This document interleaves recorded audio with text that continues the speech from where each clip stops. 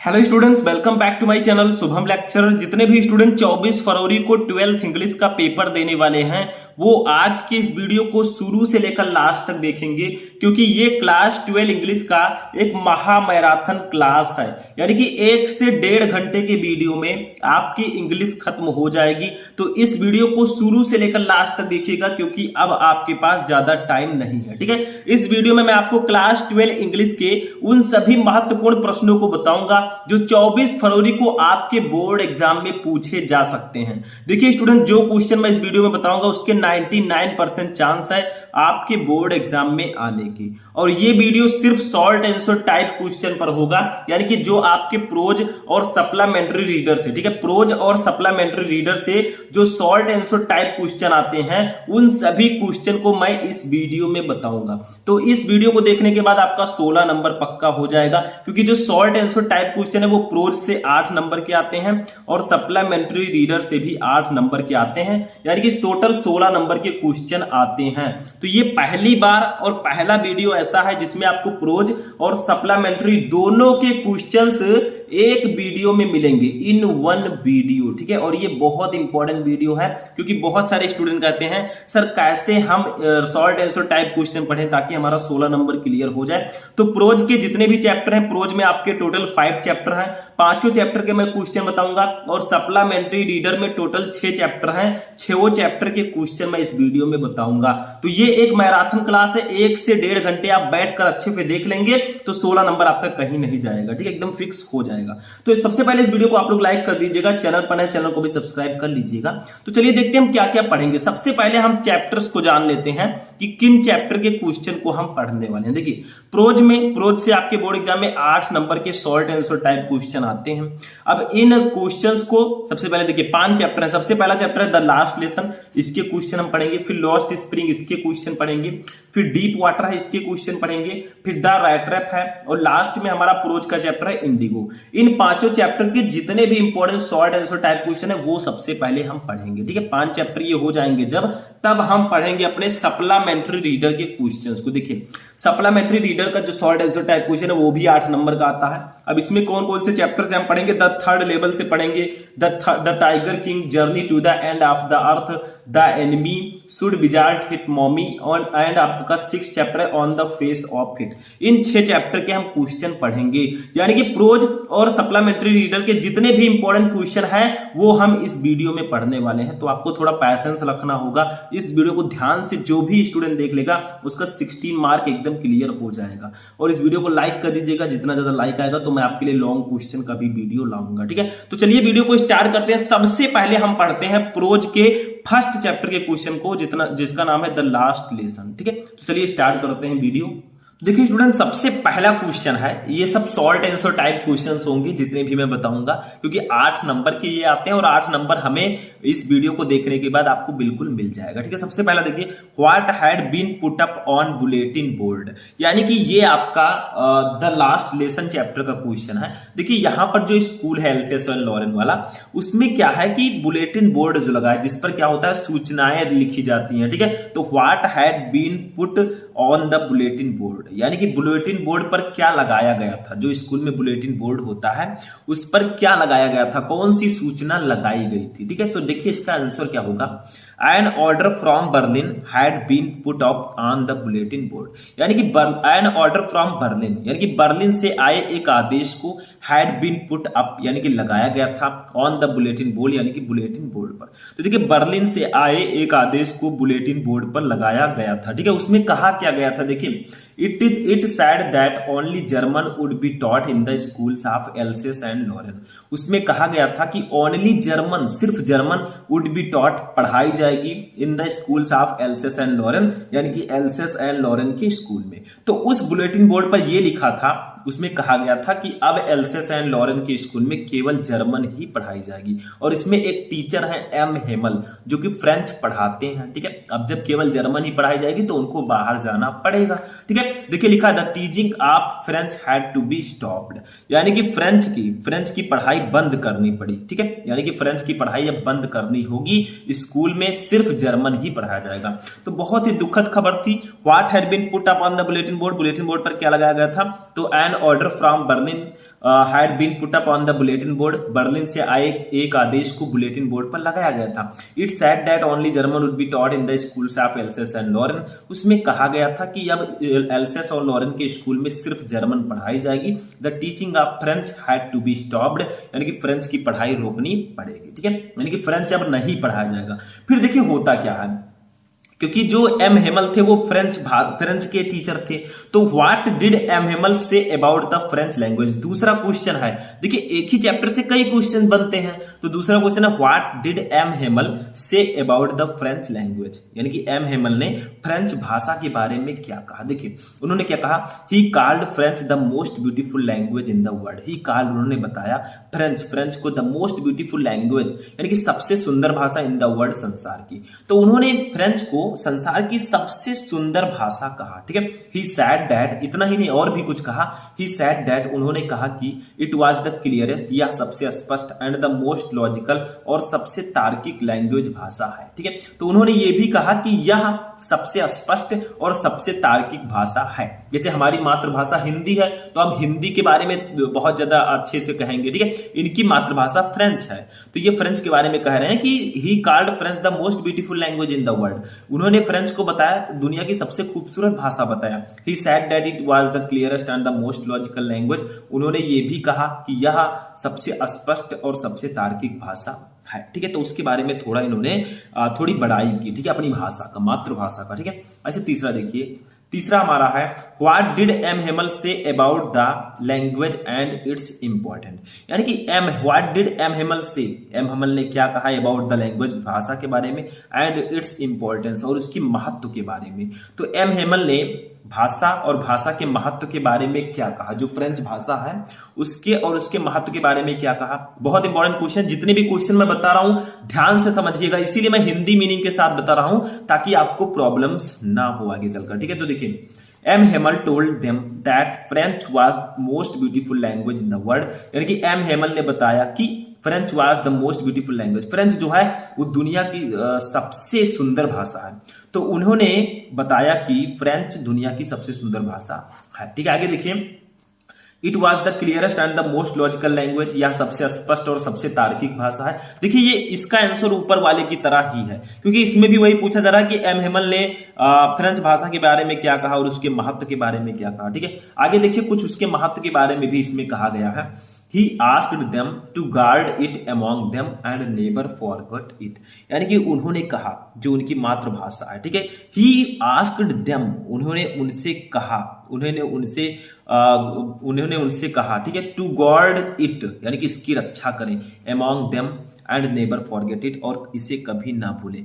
उसने उन्हें अपने बीच इसकी रक्षा करने के लिए और इसे कभी ना भूलने के लिए कहा कि जो हमारी फ्रेंच भाषा है आप उसकी रक्षा करें और उसको कभी भूलें ना, क्योंकि ये हमारी मातृभाषा है, ठीक है। आगे देखते हैं, अब देखिए आगे भी उन्होंने फ्रेंच भाषा के बारे में कुछ कहा। He gave a reason also when people were enslaved as long as they held fast to their language they had the key to their prison, ठीक है। इसका मतलब क्या होगा, देखिए ही गेव ये रीजन, उन्होंने एक कारण बताया, ठीक है, उन्होंने एक कारण यह भी बताया व्हेन, जब पीपल बियर इंस्लेव्ड, जब लोग जो है गुलाम थे, इंस्लेव्ड का मतलब गुलाम थे, ठीक है, as long as they held fast to their language, ठीक है, जब लोग गुलाम थे तब वे अपनी भाषा पर कायम रहे। देखिए as long as they held fast to their language, वे अपनी भाषा में बहुत लंबे समय तक कायम रहे।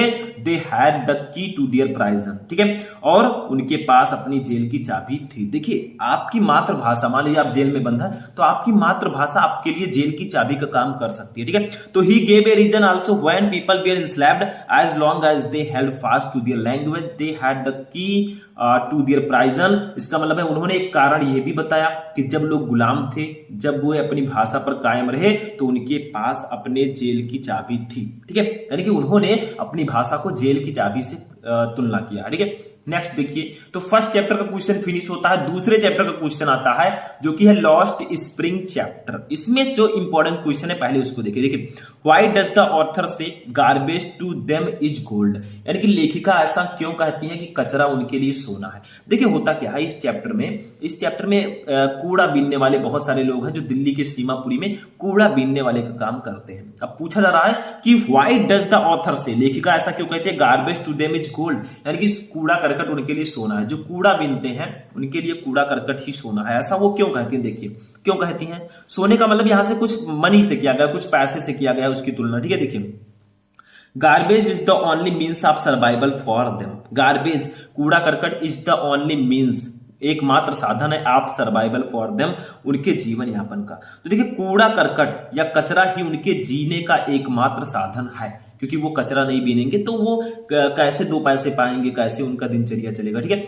दे search for something valuable in the garbage and sell for a little money. देखिए दे सर्च, वे ढूंढते हैं, फॉर समथिंग वैल्यूएबल, कुछ मूल्यवान वस्तुएं, इन द गार्बेज यानी कि कूड़े में, वे कूड़े में कुछ मूल्यवान वस्तुएं ढूंढते हैं, and sell for a little money, और उसे कुछ पैसों के लिए बेचते हैं। जैसे उसको कागज मिल गया, कोई कुछ भी चीजें मिल गई उसको वो बेच देते हैं, अगर उन्हें लोहे का टुकड़ा मिल जाएगा तो और खुश होंगे, वो थोड़ा महंगा बिकेगा, ठीक है। तो ये सब करते हैं वो। They pitch their tents wherever they can find wrecks, they pitch their tents, वे अपने तंबू वहीं गाड़ देते हैं, वेयर एवर जहां कहीं भी, दे कैन फाइंड रैक्स, उन्हें कूड़ा करकट मिल सकता है, ठीक है। तो देखिए उनका कोई घर नहीं है, ठीक है, उनका कोई एक जगह घर नहीं है, वे तंबू लिए रहते हैं, उसको वहीं गाड़ देते हैं जहां उन्हें कूड़ा करकट मिल जाता है, ठीक है। So the author rightly says, इसलिए लेखिका ने ठीक ही कहा है, दैट की garbage is no less than gold for the rag picker, यानी कि गार्बेज जो है कूड़ा करकट जो है उनके लिए सोने से कम नहीं है। किसके लिए, जो कूड़ा करकट बीनते हैं, ठीक है। तो यहां पर क्वेश्चन था why does the author say garbage to them is gold, यानी कि लेखिका ऐसा क्यों कहती है कि कचरा उनके लिए सोना है। तो garbage is the only means of survival for them, यानी कि कूड़ा करकट ही उनके जीवन यापन का एकमात्र साधन है। They search for something valuable in the garbage and sell for a little money, वे कूड़े करकट में कुछ मूल्यवान वस्तुएं ढूंढते हैं और उनको कुछ पैसों के लिए बेचते हैं, ठीक है, यानी कि उसके बदले में कुछ पैसे उन्हें मिल जाएं वही उनके लिए बहुत है, ठीक है। अब कोई कूड़ा करकट में सोना नहीं फेंकेगा। They pitch their tents wherever they can find wrecks, वे अपने तंबू वहीं गाड़ देते हैं जहां कहीं भी उन्हें कूड़ा करकट मिलता है। So the author rightly says that garbage is no less than gold to the rag picker, इसीलिए लेखिका ने ठीक ही कहा है कि जो कूड़ा करकट है वो कूड़ा बीनने वालों के लिए यानी कि रैक पिकर्स के लिए सोने से कम नहीं होता, ठीक है। ऐसे नेक्स्ट क्वेश्चन देखिए, इसमें एक साहब है, ठीक है, लड़का है, तो वो भी कूड़े करकट बीनता है। देखिए what is Saheb looking for in the garbage dumps, where is he and where has he come from. देखिए what is Saheb looking for in the garbage dumps, ठीक है, यानी कि साहब जो है कूड़े के ढेर में क्या ढूंढ रहा है, where is he and where has he come from, where is he वो कहां है, and where has he come from और वो कहां से आया है, ठीक है। तो क्वेश्चन यहां पर दो प्रकार से आया है कि साहब जो है कूड़े के ढेर में क्या ढूंढ रहा है, वो कहां है और कहां से आया है। तो देखिए साहेब इज ये रैक पिकर, साहेब जो है वो कूड़ा बीनने वाला एक लड़का है, ठीक है। देखिए जैसे कूड़े बीनने वाले जो लोग होते हैं वो दिल्ली के सीमापुरी की यहाँ पर बात हो रही है, तो वहां पर बहुत सारे लोग हैं जो कूड़ा बीनने का काम करते हैं, ठीक है। तो साहेब इज ये रैक पिकर, साहेब एक कूड़ा बीनने वाला है। He is looking for gold in the garbage dumps, वो कूड़े के ढेर में सोना ढूंढ रहा है। सोने की तुलना यहाँ पर कुछ वस्तुओं से की गई है, ठीक है, कुछ मूल्यवान वस्तुओं से जिसके बदले में उसको पैसे मिल सके। Presently he is in Delhi, अभी वर्तमान में वो दिल्ली में है। He has come from Bangladesh, वो बांग्लादेश से आया है, ठीक है। तो यहां पर कहा जा रहा था कि साहेब कूड़े के ढेर में क्या ढूंढ रहा था, तो साहेब एक कूड़ा बीनने वाला है, वो कूड़े के ढेर में सोना ढूंढ रहा था, यानी कि कुछ मूल्यवान वस्तुएं, समथिंग वैल्यूएबल थिंग्स वो ढूंढ रहा था, ठीक है। Where is he and where has he come from, वो कहां है और कहां से आया है। तो presently he is in Delhi, वर्तमान में वह दिल्ली में है। He has come from Bangladesh, और वो बांग्लादेश से आया। देखिए बांग्लादेश जो है ये हमारा नाइबर कंट्री है, यानी कि पड़ोसी देश है, ठीक है। जैसे पाकिस्तान, चाइना, श्रीलंका, ऐसे बांग्लादेश भी हमारा पड़ोसी देश है, ठीक है। अच्छा देखिए नेक्स्ट क्वेश्चन हमारा क्या है, देखिए इज साहेब हैप्पी। देखिए साहेब जो है वो अब चाय की दुकान पे काम करने लगा है, ठीक है।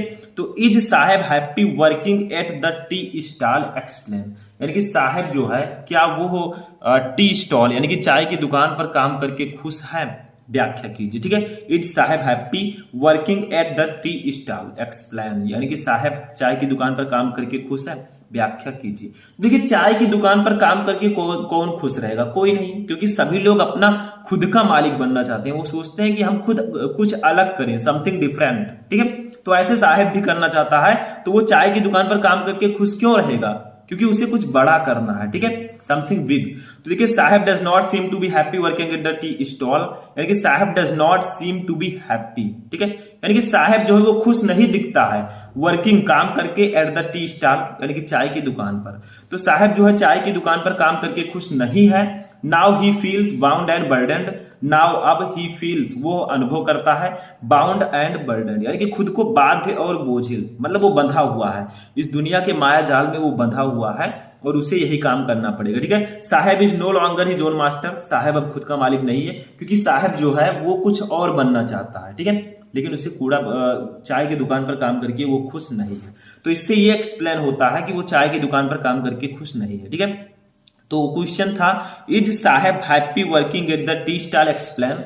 क्या साहब चाय की दुकान पर काम करके खुश है? व्याख्या कीजिए। तो Saheb does not seem to be happy working at the tea stall, Saheb चाय की दुकान पर काम करके खुश नहीं है। Now he feels bound and burden, वह अब खुद को बाध्य और बोझिल महसूस करता है। Saheb is no longer his own master, Saheb अब खुद का मालिक नहीं है। ठीक है, दैट्स सिंपल। तो इसमें भी कुछ नहीं। नेक्स्ट क्वेश्चन इसी चैप्टर से है। अब देखिए इसी चैप्टर में फिरोजाबाद जो सिटी है उसका भी बात किया गया है कि फिरोजाबाद क्यों फेमस है।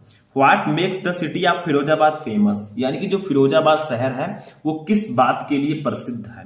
देखिए फिरोजाबाद में क्या होता है, वहां पर चूड़ियां बनाने का काम होता है। लोग क्या है, वहां का लगभग हर एक परिवार, एवरी फैमिली, ठीक है, is engaged in bangle makings, यानी कि वो वहां के हर एक परिवार चूड़ी बनाने के काम में लगा हुआ। तो देखिए Firozabad is famous for glass blowing industry, यानी कि Firozabad is famous for, Firozabad शहर जो है वो फेमस है। ठीक है, किसके लिए? फॉर ग्लास ब्लोइंग इंडस्ट्री, यानी कि जो कांच के उद्योग होते हैं। ठीक है, जैसे चूड़ी बनाने वाला उद्योग है तो कांच बनाने के उद्योग के लिए ये फेमस है। तो Firozabad is famous for glass blowing industry, Firozabad कांच बनाने के उद्योग के लिए फेमस है, यानी कि जो कांच की चूड़ियां होती हैं वो। ठीक है, every other family here is engaged in making bangles, यानी कि एवरी अदर फैमिली, यहाँ का लगभग हर एक परिवार, हर दूसरा परिवार, हियर इज इंगेज्ड लगा हुआ है इन मेकिंग बैंगल्स, यानी कि चूड़ी बनाने के काम में। ठीक है, तो यहाँ का हर दूसरा परिवार चूड़ी बनाने के काम में लगा हुआ है। ठीक है, it is famous for its bangles, यह अपने चूड़ियों के लिए फेमस है,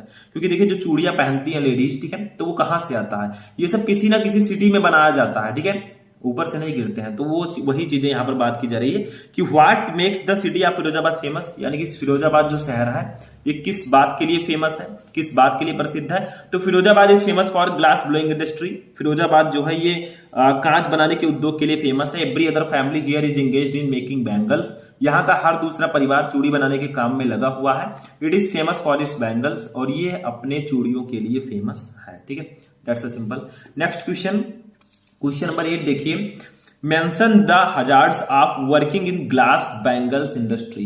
देखिए फिरोजाबाद में चूड़ियां तो बनाई जाती हैं, ठीक है, लेकिन चूड़ियों के ऊपर पॉलिशिंग किया जाता है, जो डिजाइनिंग, ठीक है, उसमें क्या किया जाता है, उसको पॉलिश किया जाता है। तो यहां पर पूछा जा रहा है mention the hazards of working in the glass bangle industry, यानी कि चूड़ी उद्योग में काम करने के खतरे बनाइए, यानी कि जो लोग चूड़ी बनाने का काम करते हैं उनके लिए बहुत सारे खतरे भी हैं, बहुत सारे हजार्ड्स हैं, ठीक है, खतरे हैं जिनका उन्हें सामना करना पड़ता है। देखिए कैसे, workers work in dingy cells without air and light, यानी कि वर्कर्स जो वहां के श्रमिक होते हैं वर्क काम करते हैं इन डिंगी सेल्स, ठीक है, डिंगी सेल्स का मतलब क्या होता है, बहुत जो गंदे गंदे कोठरियां होती हैं, गंदे गंदे जो रूम्स होते हैं, ठीक है, उसमें अंधेरा रहता है, विदाउट एयर एंड लाइट, बिना हवा और प्रकाश की। अब बिना हवा के तो कोई रह नहीं पाएगा, क्योंकि ऑक्सीजन ही नहीं मिलेगा तो वो जिंदा कैसे रहेगा। ठीक है, तो ऐसी बात नहीं है, मतलब ज्यादा हवा नहीं जाती, ना ही ज्यादा लाइट जाता है। तो workers work in dingy cells without air and light, ठीक है, जो वहां के श्रमिक हैं जो चूड़ी बनाने का काम करते हैं वो बिना हवा और प्रकाश के कोठरियों में यानी कि रूम्स में काम करते हैं। ठीक है, they lose the brightness of their eyes, ठीक है, दे लूज वो खो देते हैं the brightness of their eyes, अपने आंखों की रोशनी। बहुत सारे जैसे ये सब खतरे हैं। अब क्या ऐसा थोड़ी ना कि आंखों की रोशनी खो जाएगी तो वो जिंदा कैसे रहेंगे, मजा कैसे आएगा फिर। ठीक, तो they lose the brightness of their eyes, वे अपने आंखों की रोशनी, उनकी आंखों की रोशनी जा सकती है। ऐसा हो सकता है, बहुत रेयर केस में ऐसा होता है, बट ऐसा हो सकता है, कैन बी। ठीक है, the powder from polishing of bangles also blinds them, यानी कि the powder from polishing of bangles, जो बैंगल्स चूड़ियों का पॉलिश किया जाता है, ठीक है, उसमें जो पाउडर निकलता है, ठीक है, वो उनको अंधा भी बना सकता है। क्या लिखा है? The powder from the polishing, यानी कि जो पॉलिश करने का पाउडर होता है बैंगल्स चूड़ियों को, आल्सो ब्लाइंड्स देम, उनको अंधा भी कर सकता है, ठीक है। तो जो उसमें आंखों की जो उनकी रोशनी है, चूड़ी की जो पॉलिश में पाउडर लगता है, ठीक है, वो उन्हें ब्लाइंड भी कर सकता है, यानी कि अंधा भी कर सकता है, ठीक है। तो ये सब खतरे हैं, यानी कि उन्हें बिना हवा और पानी के किसी रूम में ज्यादातर काम करना रहता है, वे अपने आंखों की रोशनी भी खो सकते हैं। और वो उसका जो पाउडर होता है, जो पॉलिशिंग किया जाता है चूड़ियों का, उसका जो पाउडर होता है वो उन्हें ब्लाइंड भी कर सकता है, अंधा, ठीक है। तो ये 8 नंबर क्वेश्चन था। नेक्स्ट क्वेश्चन देखिए, क्वेश्चन नंबर 9, ठीक है, ये हमारे नेक्स्ट चैप्टर से है, डीप वाटर से। डीप वाटर का मतलब क्या होता है? गहरा पानी, ठीक है। तो इसमें जो विलियम डगलस जी हैं वो बता रहे हैं कि मेरे साथ एक मिस एडवेंचर हुआ था, एक दुर्घटना हुई थी, वो उसी के बारे में इस चैप्टर में डिस्कस कर रहे हैं, ठीक है। देखिए 9 नंबर क्वेश्चन देखिए, when did the writer join the YMCA pool and why? यानी कि जो लेखक हैं उन्होंने YMCA पूल कब ज्वाइन किया और क्यों किया? आखिर रीजन क्या है कि उन्होंने YMCA पूल ज्वाइन किया? देखिए YMCA पूल क्या है, देखिए इसमें जो है तैरना सिखाया जाता है कि आप कैसे पानी में तैर सकते हैं, ठीक है, वही उसमें सिखाया जाता है। तो क्या हुआ था कि डगलस जी को किसी लड़के ने, एक बार वो जो है स्विमिंग पूल के पास बैठे थे, तो एक लड़का आया, उनको पानी में उसने ढकेल दिया, ठीक है, डगलस जी को। तो क्या हुआ, उन्हें तैरना आता नहीं था, तो उन्हें लगा मैं डूब जाऊंगा, यानी कि मैं जिंदा नहीं बचूंगा, लेकिन किसी तरह वो बच गए थे, ठीक है। तो इसीलिए उन्होंने YMCA पूल ज्वाइन किया ताकि वो तैरना सीख सके, ठीक है। तो देखिए He was 10 or 11 years old when he joined the YMCA pool. यानी कि he was 10 or 11 years old, वो लगभग 10 से 11 साल के थे, when he joined the YMCA pool, जब उन्होंने YMCA pool ज्वाइन किया, ठीक है। आगे देखिए, it offered an opportunity to learn to swim, यानी कि YMCA पूल है क्या, ठीक है, ये भी जानना जरूरी है। तो देखिए इसमें जो है तैरने सीखने का, तैरना सिखाया जाता है, उसको उसका अवसर दिया जाता है, आपको अपॉर्चुनिटी दी जाती है ताकि आप तैरना सीख सके। इट ऑफर्ड एन अपॉर्चुनिटी, वो एक अवसर प्रदान करता है, टू लर्न टू स्विम, यानी कि तैरना सीखने का, ठीक है। तो जो YMCA पूल है ये तैरने सीखने के लिए एक अवसर आपको प्रदान करता है। तो क्वेश्चन था, when did the writer join the YMCA pool and why? यानी कि लेखक ने YMCA पूल कब ज्वाइन किया और क्यों किया? तो ही वॉज 10 और 11 years old when he joined the YMCA pool, वो लगभग 10 या 11 साल के थे जब उन्होंने YMCA पूल ज्वाइन किया, ठीक है। It offered an opportunity to learn to swim, ये जो है तैरना सीखने का एक अवसर हमें प्रदान करता है कि आप कैसे तैरना सीख सकते हैं, ठीक है। How to learn how to swim, ठीक है, कैसे हम तैर सकते हैं। तो ये 9 नंबर क्वेश्चन था। 10 नंबर देखिए, इसी चैप्टर से है, what is the miss adventure that William Douglas speaks about? यानी कि विलियम डगलस कौन सी दुर्घटना की बात करते हैं? देखिए विलियम डगलस जी के साथ दुर्घटना हुई थी, तभी उन्होंने YMCA पूल ज्वाइन किया था, ठीक है, क्योंकि उन्हें पानी में ढकेल दिया गया था, तो उन्हें तैरना आता नहीं था, तो उन्होंने YMCA पूल ज्वाइन करने का फैसला किया कि मैं कुछ टाइम तैरना सीखूंगा, ठीक है, स्विमिंग सीखूंगा, तो अगर मान लीजिए बाद में कोई मुझे ढकेल भी देता है तो मुझे कोई प्रॉब्लम नहीं होगी, मैं तैर कर बाहर चलाऊंगा, ठीक है। तो what is the miss adventure that William Douglas speaks about? यानी कि वो कौन सी दुर्घटना है जिसके बारे में विलियम डगलस बात करते हैं? तो देखिए, Douglas goes to the swimming pool when no one else is there. Douglas goes to the swimming pool, यानी कि डगलस जो है स्विमिंग पूल के पास जाते हैं, व्हेन जब no one else is there, वहां कोई नहीं होता। तो डगलस स्विमिंग पूल के पास जाते हैं जब वहां कोई नहीं होता है। फिर होता क्या है, एक लड़का आता है, ठीक है, he sits there waiting for someone to come. तो वो वहां क्या करने के लिए जाते हैं, वो वहां पर बैठ जाते हैं, ठीक है, किसी के आने का इंतजार कर रहे थे वो। देखिए he sits there waiting for someone to come, वे किसी के आने का इंतजार करने के लिए वहां पर बैठ जाते हैं कि अभी वो आएंगे, ठीक है, जिसका वो इंतजार कर रहे थे। तभी होता क्या है, वो तो नहीं आते, लेकिन एक लड़का आता है मोटा सा, ठीक है, ये स्टाउटली बिल्ट बॉय, एक हट्टा कट्टा लड़का कम्स आता है देयर वहां, एंड थ्रोज हिम, और उन्हें फेंक देता है इनटू डीप वाटर, यानी कि गहरे पानी में। तो देखिए जिसका वो इंतजार कर रहे थे वो तो नहीं आया, लेकिन एक मोटा सा आदमी आया, ठीक है, हट्टा कट्टा सा, और उसने क्या किया, उनको गहरे पानी में ढकेल दिया, फेंक दिया, ठीक है। अब गहरे पानी में अचानक फेंक देगा तो प्रॉब्लम हो जाएगी किसी को भी, ठीक है। तो देखिए this is the miss adventure he speaks about in which he narrowly escapes death, ठीक है। तो this is the miss adventure, ये वही घटना है, ही स्पीक्स अबाउट, जिसके बारे में वो बात करते हैं, ठीक है, ये वही दुस्साहस है, इन व्हिच, जिसमें वो नैरोली एस्केप डेथ, वो मृत्यु से बाल बाल बच जाते हैं। ठीक है, तो ये वही घटना है जिसके बारे में वो बात करते हैं और इसमें वे मृत्यु से बार बार बच जाते हैं। इस घटना से उनकी डेथ भी हो सकती थी। तो क्वेश्चन था what is the miss adventure that William Douglas speaks about, वो कौन सी घटना है जिसका विलियम सी डगलस जिसके बारे में बात करते हैं। तो Douglas goes to the swimming pool when no one else is there, यानी कि डगलस स्विमिंग पूल पर जाते हैं जब वहां कोई नहीं होता है। He sits there waiting for someone to come, वे वहां किसी के आने के इंतजार कर रहे होते हैं, इंतजार करने के लिए बैठे हैं। ठीक है, ये stoutly built boy comes there and throws him into deep water, एक हट्टा कट्टा लड़का वहां आता है और उनको गहरे पानी में फेंक देता है। This is the miss adventure he speaks about in which he narrowly escape death, ये वही घटना है जिसके बारे में वो बात करते हैं जिसमें वो मृत्यु से बाल बाल बच जाते हैं। अगर वो तैरना मान लीजिए नहीं आ रहा था, वो उनकी मृत्यु भी हो सकती थी, बट ऐसा नहीं हुआ, वो बच गए किसी तरह। ठीक है, और उन्होंने बचने के लिए बहुत ज्यादा प्रयास भी किए। ठीक है, ऐसे नहीं बचे, उन्हें बहुत ज्यादा प्रयास करना पड़ा। ठीक है, हो गया ये क्वेश्चन भी। नेक्स्ट क्वेश्चन देखिए हमारा क्या है। नेक्स्ट क्वेश्चन है जो कि हमारे नेक्स्ट चैप्टर से है। ठीक है, चैप्टर नंबर जो हमारा 4 है जिसका नाम है द रैट ट्रैप। ठीक है, चूहेदानी, मतलब देखिए इसमें क्या है। Why did not the stranger tell the iron master that he was not Nils Olof. ठीक है, यानी कि जो अजनबी है, स्ट्रेंजर का मतलब होता है अजनबी, तो why did not the stranger tell the iron master, यानी कि अजनबी ने लोहे के कारखाने के मालिक को ये क्यों नहीं बताया दैट की he was not Nils Olaf, वो निल्स ओलोफ नहीं था। ठीक है, तो ये क्यों नहीं बताया उन्होंने, तो देखिए उसके मन में थोड़ा लालच था। When the iron master thought the stranger to be Nils Olof. ठीक है, इसका मतलब होगा कि व्हेन द आयरन मास्टर, जब लोहे के जो कारखाने का मालिक था उन्होंने सोचा, थॉट सोचा, the stranger to be Nils Olof, यानी कि अजनबी को निल्स ओलफ, तो जब लोहे के कारखाने के मालिक ने अजनबी व्यक्ति को निल्स ओलफ समझा। ठीक है, तो the stranger did not tell the truth, तो द स्ट्रेंजर अजनबी ने did not tell the truth, उन्होंने सच्चाई नहीं बताई, दैट की he was not with the hope of setting couples of kronor more. ठीक है, इसका मतलब होगा कि वो क्रोनर की जोड़ी स्थापित करने की आशा के साथ नहीं था, वो क्रोनर की जोड़ी नहीं चाहता था।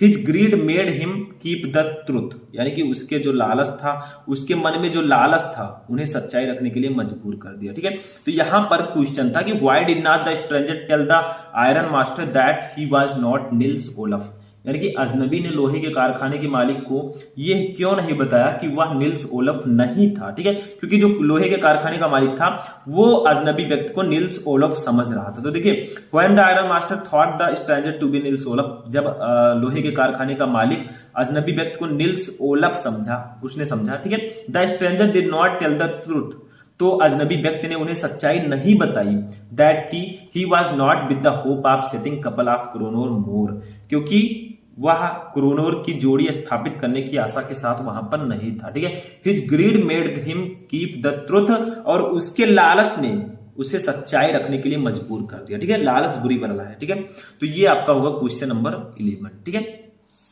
नेक्स्ट क्वेश्चन देखिए 12 नंबर क्या है।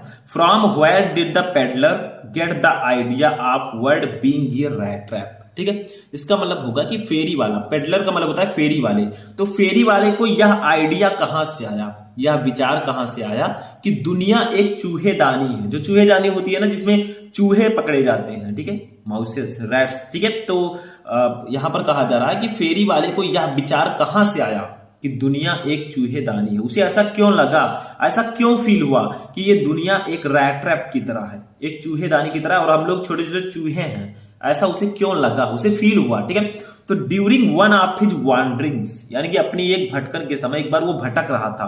वांडरिंग्स का मतलब होता है भटकना, वांडर का मतलब। ठीक है, he was thinking of his rat trap, वह अपने चूहेदानी के बारे में सोच रहा था। During one of his wandering, अपने भटकन के दौरान वह अपने चूहेदानी के बारे में सोच रहा था। Suddenly he was struck by the ideas, अचानक वह अपने विचारों के बीच फंस गया। ठीक है, दैट की the whole world about his was nothing but ये बिग रैट ट्रैप, कि पूरा संसार और कुछ भी नहीं है, सिर्फ एक बड़ी चूहेदानी है। ठीक है, मतलब समझे, एक चूहेदानी है जिसमें हम लोग छोटे छोटे चूहे हैं, उसे ऐसा लगा। ठीक है, अब हम लोग हैं नहीं, लेकिन उसे लगा। ठीक है, तो from where did the peddler get the idea being world being a rat trap, यानी कि फेरी वाले को यह विचार कहां से आया कि दुनिया एक चूहेदानी है, वो एक रैट ट्रैप है। तो during one of his wanderings he was thinking of his rat traps.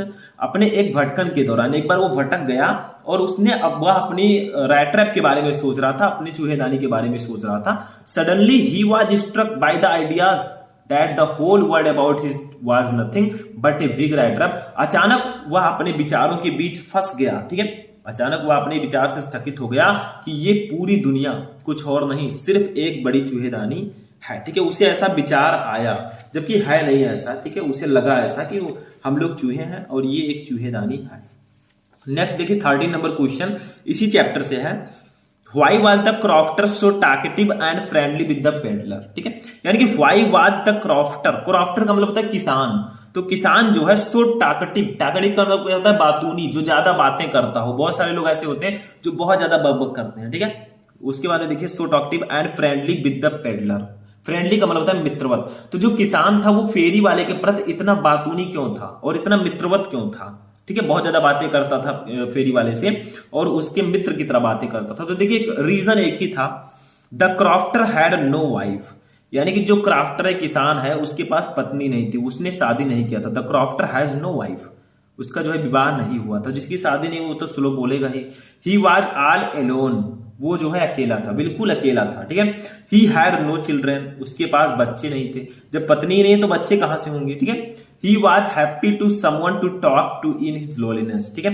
तो वो क्या है, जब अकेलेपन में किसी से बात, वह अकेलेपन में किसी से बात कर कर बहुत खुश होता था। ही वॉज हैप्पी, वह खुश था, टू समवन टू टॉक, किसी से बात करके, टू इन हिज लोनलीनेस, अपने अकेलेपन में। तो वो अपने अकेलेपन में किसी से बात करके बहुत खुश होता था।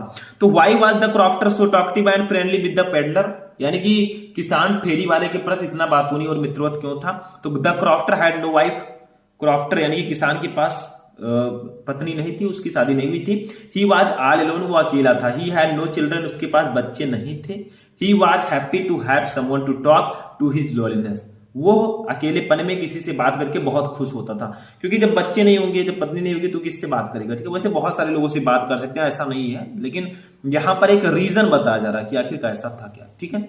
14 नंबर देखिए इसी चैप्टर से, क्योंकि ये चैप्टर जो है शॉर्ट आंसर टाइप क्वेश्चन के लिए सबसे ज्यादा इंपॉर्टेंट चैप्टर है, ठीक है। देखिए what made the peddler think that he had Indeed fallen into A rat trap, यानी कि क्वेश्चन है आपका कि फेरी वाला जो था, what made the peddler think, जो फेरी वाला था उसने ऐसा क्यों सोचा, दैट की he had Indeed fallen into A rat trap, कि वास्तव में वह एक चूहेदानी में फंस गया है। तो फेरी वाला जो था वो ये सोचने को मजबूर क्यों हुआ कि वह वास्तव में एक चूहेदानी में फंस गया। तो देखिए the peddler stole the crofter's 30 क्रोनोर्स, ठीक है। तो द पेडलर, जो पेडलर था, फेरी वाला था, स्टोल, उसने चुराया था, द क्रॉफ्टर्स, किसान के 30 क्रोनर, 30 क्रोनर, ठीक है। तो जो फेरी वाला था उसने किसान के 30 क्रोनर चुराए थे। जैसे हमारे पास पैसे हैं, रुपए हैं, तो हम लोग रुपए कहेंगे, वहां पर क्रोनर था तो क्रोनर की बात हो रही है, ठीक है। आगे देखिए फॉर सेफ्टी, अपनी सुरक्षा के लिए, ही एंटर्ड ए वुड, वो एक जंगल में घुस गया। देखिए उसने पैसे चुराए किसान की, फिर वो उसने क्या किया, वो अपनी सुरक्षा के लिए जंगल में चला गया ताकि उसे पकड़ ना पाए कोई, ठीक है। पैसे चुराकर भाग रहा था, चोर हो गया। He walked and walked without coming to its end. He walked and walked, वो चलता गया और चलता गया, without coming to its end, बिना किसी अंत के, यानी कि इतना ज्यादा वो चला कि उसे अंत दिखाई ही नहीं दे रहा था कि आखिर कहां इसकी समाप्ति है जंगल की, ठीक है। तो सुरक्षा के लिए वो जंगल में घुस गया था और वह चला और उसके अंत तक आए बिना वो चलता गया, ठीक है। फिर उसे क्या लगा, दिस मेड हिम थिंक, इससे उसे लगा कि he had Indeed fallen into A rat trap, वो सचमुच एक चूहेदानी में गिर गया। देखिए कोई चूहा अगर चूहेदानी में गिर जाएगा तो वो निकल नहीं पाएगा जल्दी जब तक उसे खोला नहीं जाएगा, ठीक है। वैसे उसको भी लगा कि मैं जंगल में तो घुस गया हूं, लेकिन इस जंगल का अंत कहां है, मैं बाहर कैसे निकलूंगा।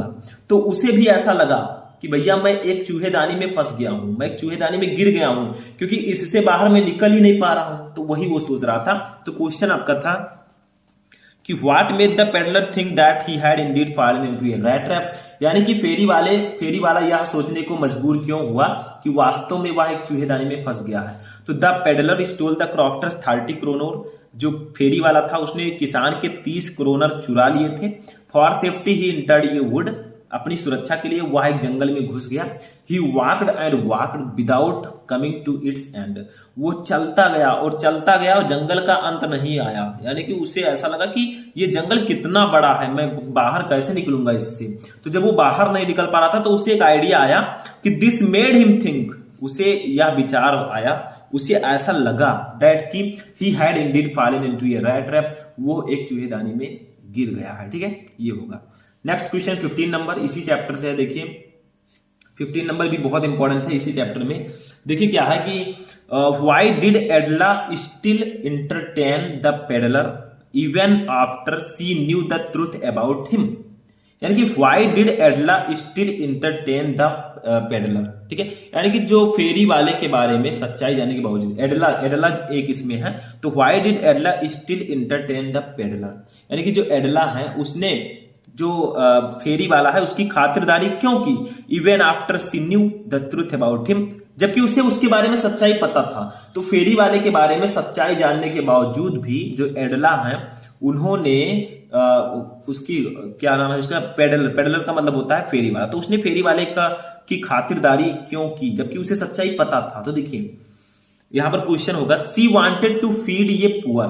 ठीक है, सी वांटेड टू फीड ये पुअर, सी वह वांटेड चाहती थी टू फीड ये पुअर, किसी गरीब को खाना खिलाना। ठीक है, तो वो किसी गरीब को खाना खिलाना चाहते थे। बहुत सारे लोग ऐसे हैं जो गरीबों को देखकर उनको खाना दे देते हैं, उनको खाना खिलाने का प्रयास करते हैं कि जितना ज्यादा मैं इसको खिलाऊंगा, यानी कि जितना इनकी सेवा करूंगा उतना ही मैं आगे जाऊंगा। ऐसा लोगों को लगता है और है भी। ठीक है, आगे देखिए hungry man on Christmas and make him feel home like. देखिए सी वांटेड टू फीड ये पुअर, वो एक गरीब को खाना खिलाना चाहते थे। क्यों? हंग्री मैन कोई भूखा आदमी हो, ऑन क्रिसमस पर, and make him feel home like. ठीक है, और उसे ऐसा लगे कि घर जैसा उसे महसूस कराए, तो वो किसी गरीब को खाना खिलाना चाहती थी जो बहुत भूखा हो, और वो क्रिसमस के दिन वो खाना खिलाना चाहती थी। ठीक है, ताकि उसे क्रिसमस और उसे घर जैसा महसूस कराए। ठीक है, ताकि उसे लगे कि हाँ क्रिसमस है मेरे यहाँ और ये मेरे घर का सदस्य है। ठीक है, उसे ऐसा लगे। She wanted to have him enjoy a day of peace with them. ठीक है, उसके साथ शांति के दिन का आनंद लेना चाहती थी। वो चाहती थी कि हम शांति से एक दिन बहुत अच्छे से जिए। ठीक है, she wanted to have him enjoy, यानी कि वो उसके साथ आनंद लेना चाहती थी ये day of peace with them, यानी कि एक शांति वाले दिन के साथ। वो चाहती थी कि आज का दिन बहुत शांति से हम जिए। तो यहां पर क्वेश्चन था आपका कि why did एडला still entertain the peddler even after she knew the truth about him, यानी कि जो फेरी वाले के बारे में सच्चाई जानने के बावजूद भी जो एडला है उन्होंने उसकी खातिरदारी क्यों की। ठीक है, तो she wanted to feed a poor hungry man on Christmas and make him feel home like, यानी कि वो एक गरीब को खाना, क्रिसमस डे के दिन एक गरीब को खाना खिलाना चाहती थी ताकि उसे अपने घर की तरह उसे फील कराए। ठीक है, उसे लगा ऐसा लगे। She wanted to have him enjoy a day of peace with them, और वो उसके साथ एक दिन शांति के साथ जीना चाहती थी, यानी कि एक दिन का आनंद लेना चाहती थी। ठीक है, तो ये आपका हो जाएगा क्वेश्चन नंबर 15। ठीक है, तो ये भी नोट कर लीजिए। चलिए नेक्स्ट क्वेश्चन देखते हैं। अब देखिए 16 नंबर जो क्वेश्चन है ये हमारे लास्ट चैप्टर से है। चैप्टर का नाम है इंडिगो। ठीक है, किसान।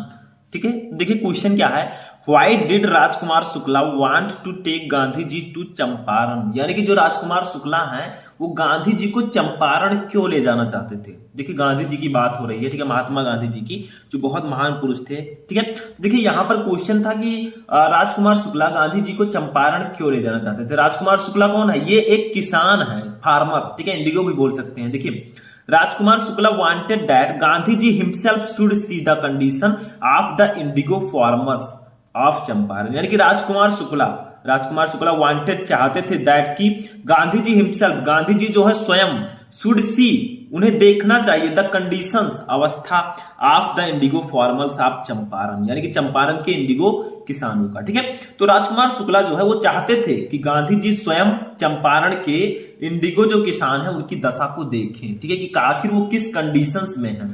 That's why he led Gandhi ji to Champaran, यही कारण है कि वो गांधी जी को चंपारण ले जाना चाहते थे। ठीक है, इसीलिए उन्होंने गांधी जी को वहां तक पहुंचाया। ठीक है, तो क्वेश्चन था कि why did Rajkumar Shukla want to take Gandhi ji to Champaran, यानी कि राजकुमार शुक्ला गांधी जी को चंपारण क्यों ले जाना चाहते थे।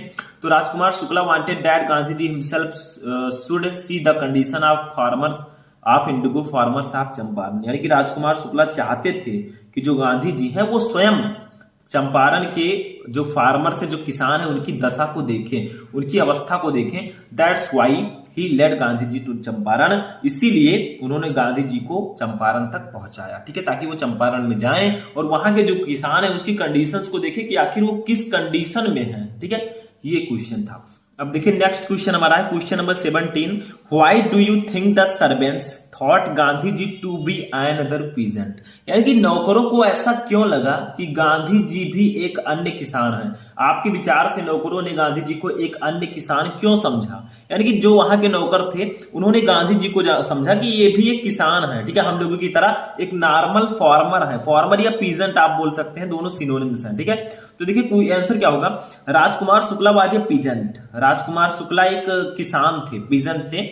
He would visit Rajendra Prasad regarding peasants problem, यानी कि ही वुड विजिट, उन्होंने यात्रा की थी, वो गए थे, ठीक है, मिलने राजेंद्र प्रसाद से रिगार्डिंग पीजेंट्स प्रॉब्लम, यानी कि किसानों की समस्या को लेकर।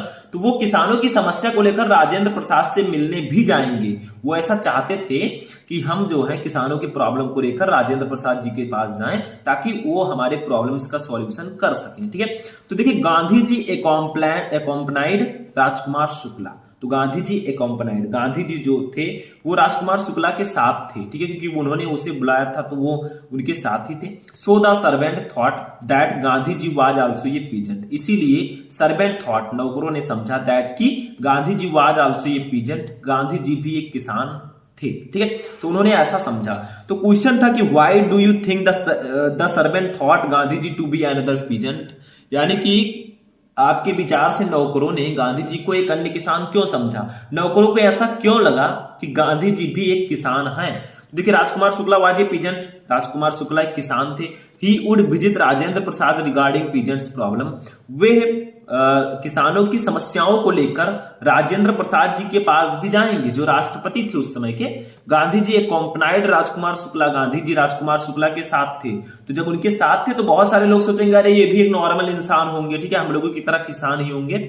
सो the servant thought that Gandhi ji was also a peasant, इसीलिए किसान ने समझा कि गांधी जी भी एक किसान है, ठीक है। नेक्स्ट क्वेश्चन देखिए, ये हमारा लास्ट क्वेश्चन होगा आज के सेशन का, चैप्टर 5 का लास्ट क्वेश्चन, यानी कि प्रोज का लास्ट क्वेश्चन, ठीक है, जो मैंने बताया था। देखिए list the places that Gandhi ji visited between his first meeting with Rajkumar Shukla and his arrival at Champaran, यानी कि पूछा जा रहा है यहां पर कि गांधी जी ने जो शुक्ला से अपनी मुलाकात और उनके चंपारण से आने से पहले जिन स्थानों की यात्रा की थी उनकी सूची बताइए, यानी कि लिस्ट द प्लेसेज, उन स्थानों की सूची बताइए दैट जो गांधी जी विजिटेड, जहां गांधी जी ने यात्रा की थी, between his first meeting with Shukla, यानी कि शुक्ला से पहले मुलाकात के बीच, and his arrival to at Champaran, और चंपारण पहुंचने से पहले। तो गांधी जी ने शुक्ला से अपनी मुलाकात और उनके चंपारण आने से पहले जिन जिन स्थानों की यात्रा की थी उनकी सूची बताइए, ठीक है। देखिए कहां कहां गए थे गांधी जी।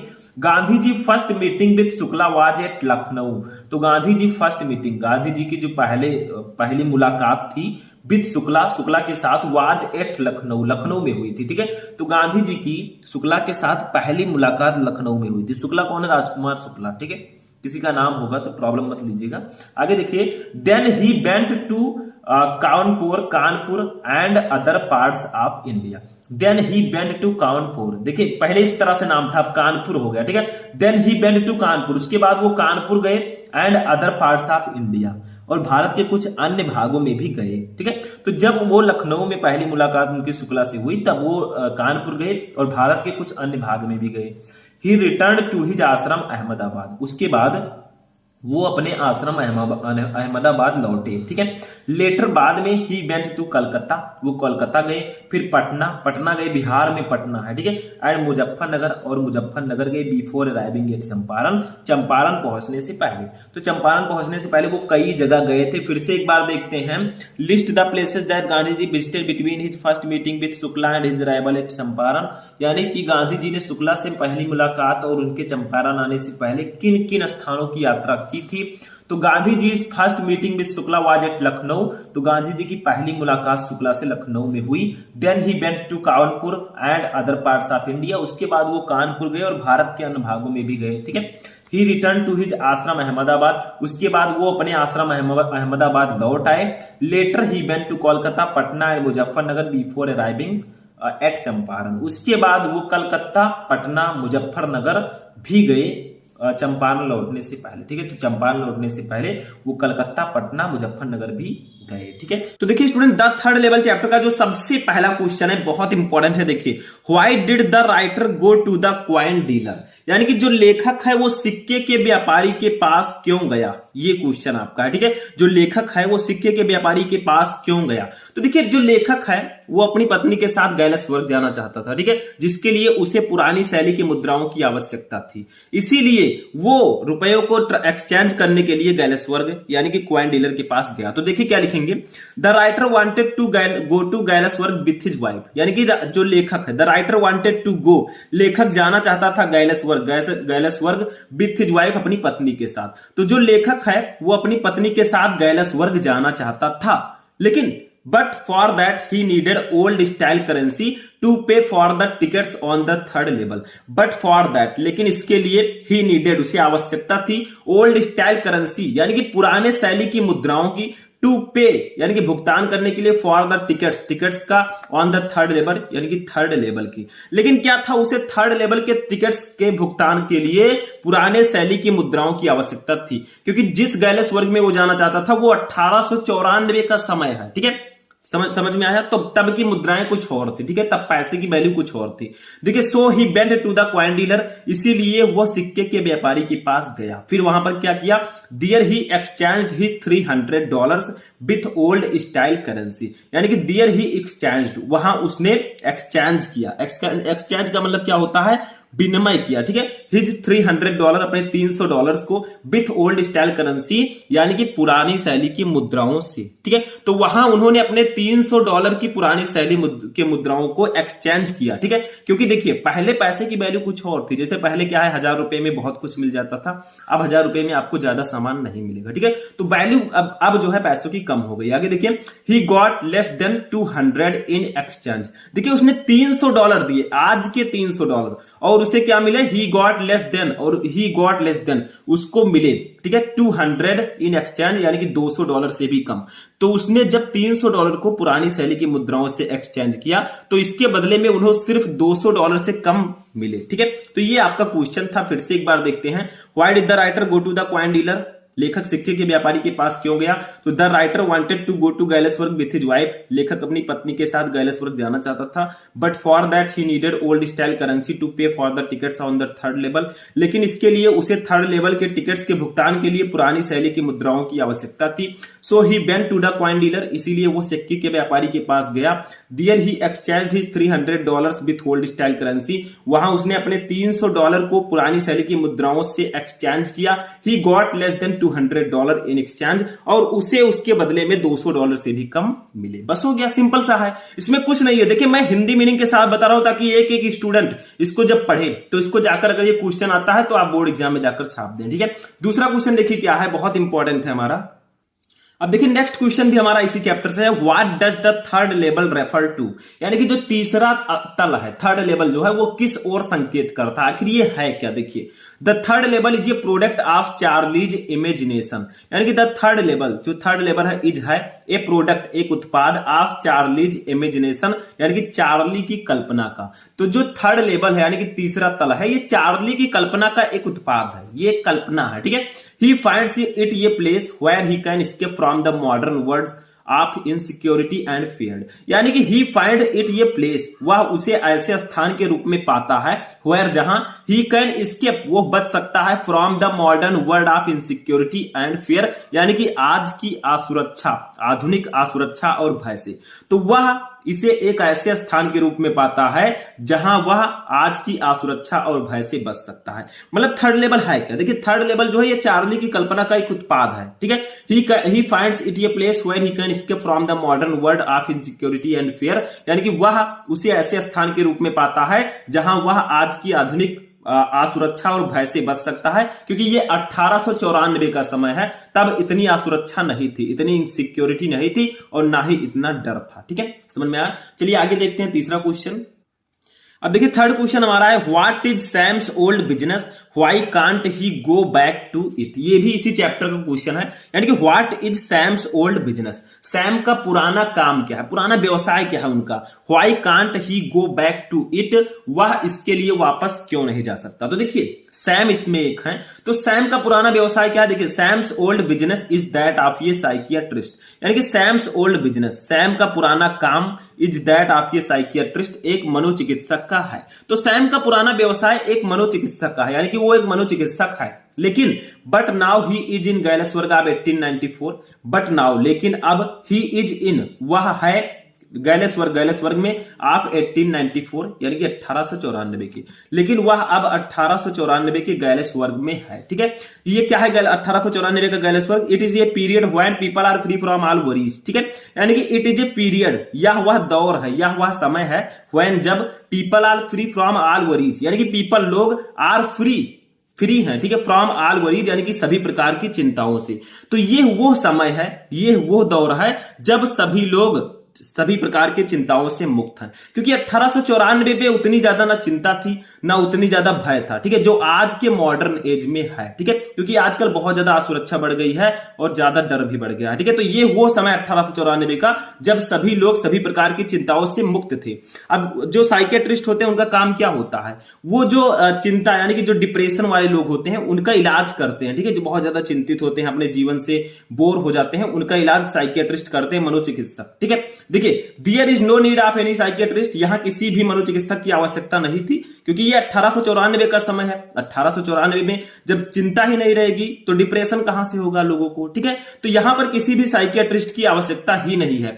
दस Sam can not go back to his old business, इस प्रकार जो सैम है कैन नॉट गो बैक, वापस नहीं जा सकता, टू हिज ओल्ड बिजनेस, अपने पुराने व्यवसाय में। इस प्रकार से सैम अपने पुराने व्यवसाय में वापस नहीं जा सकता।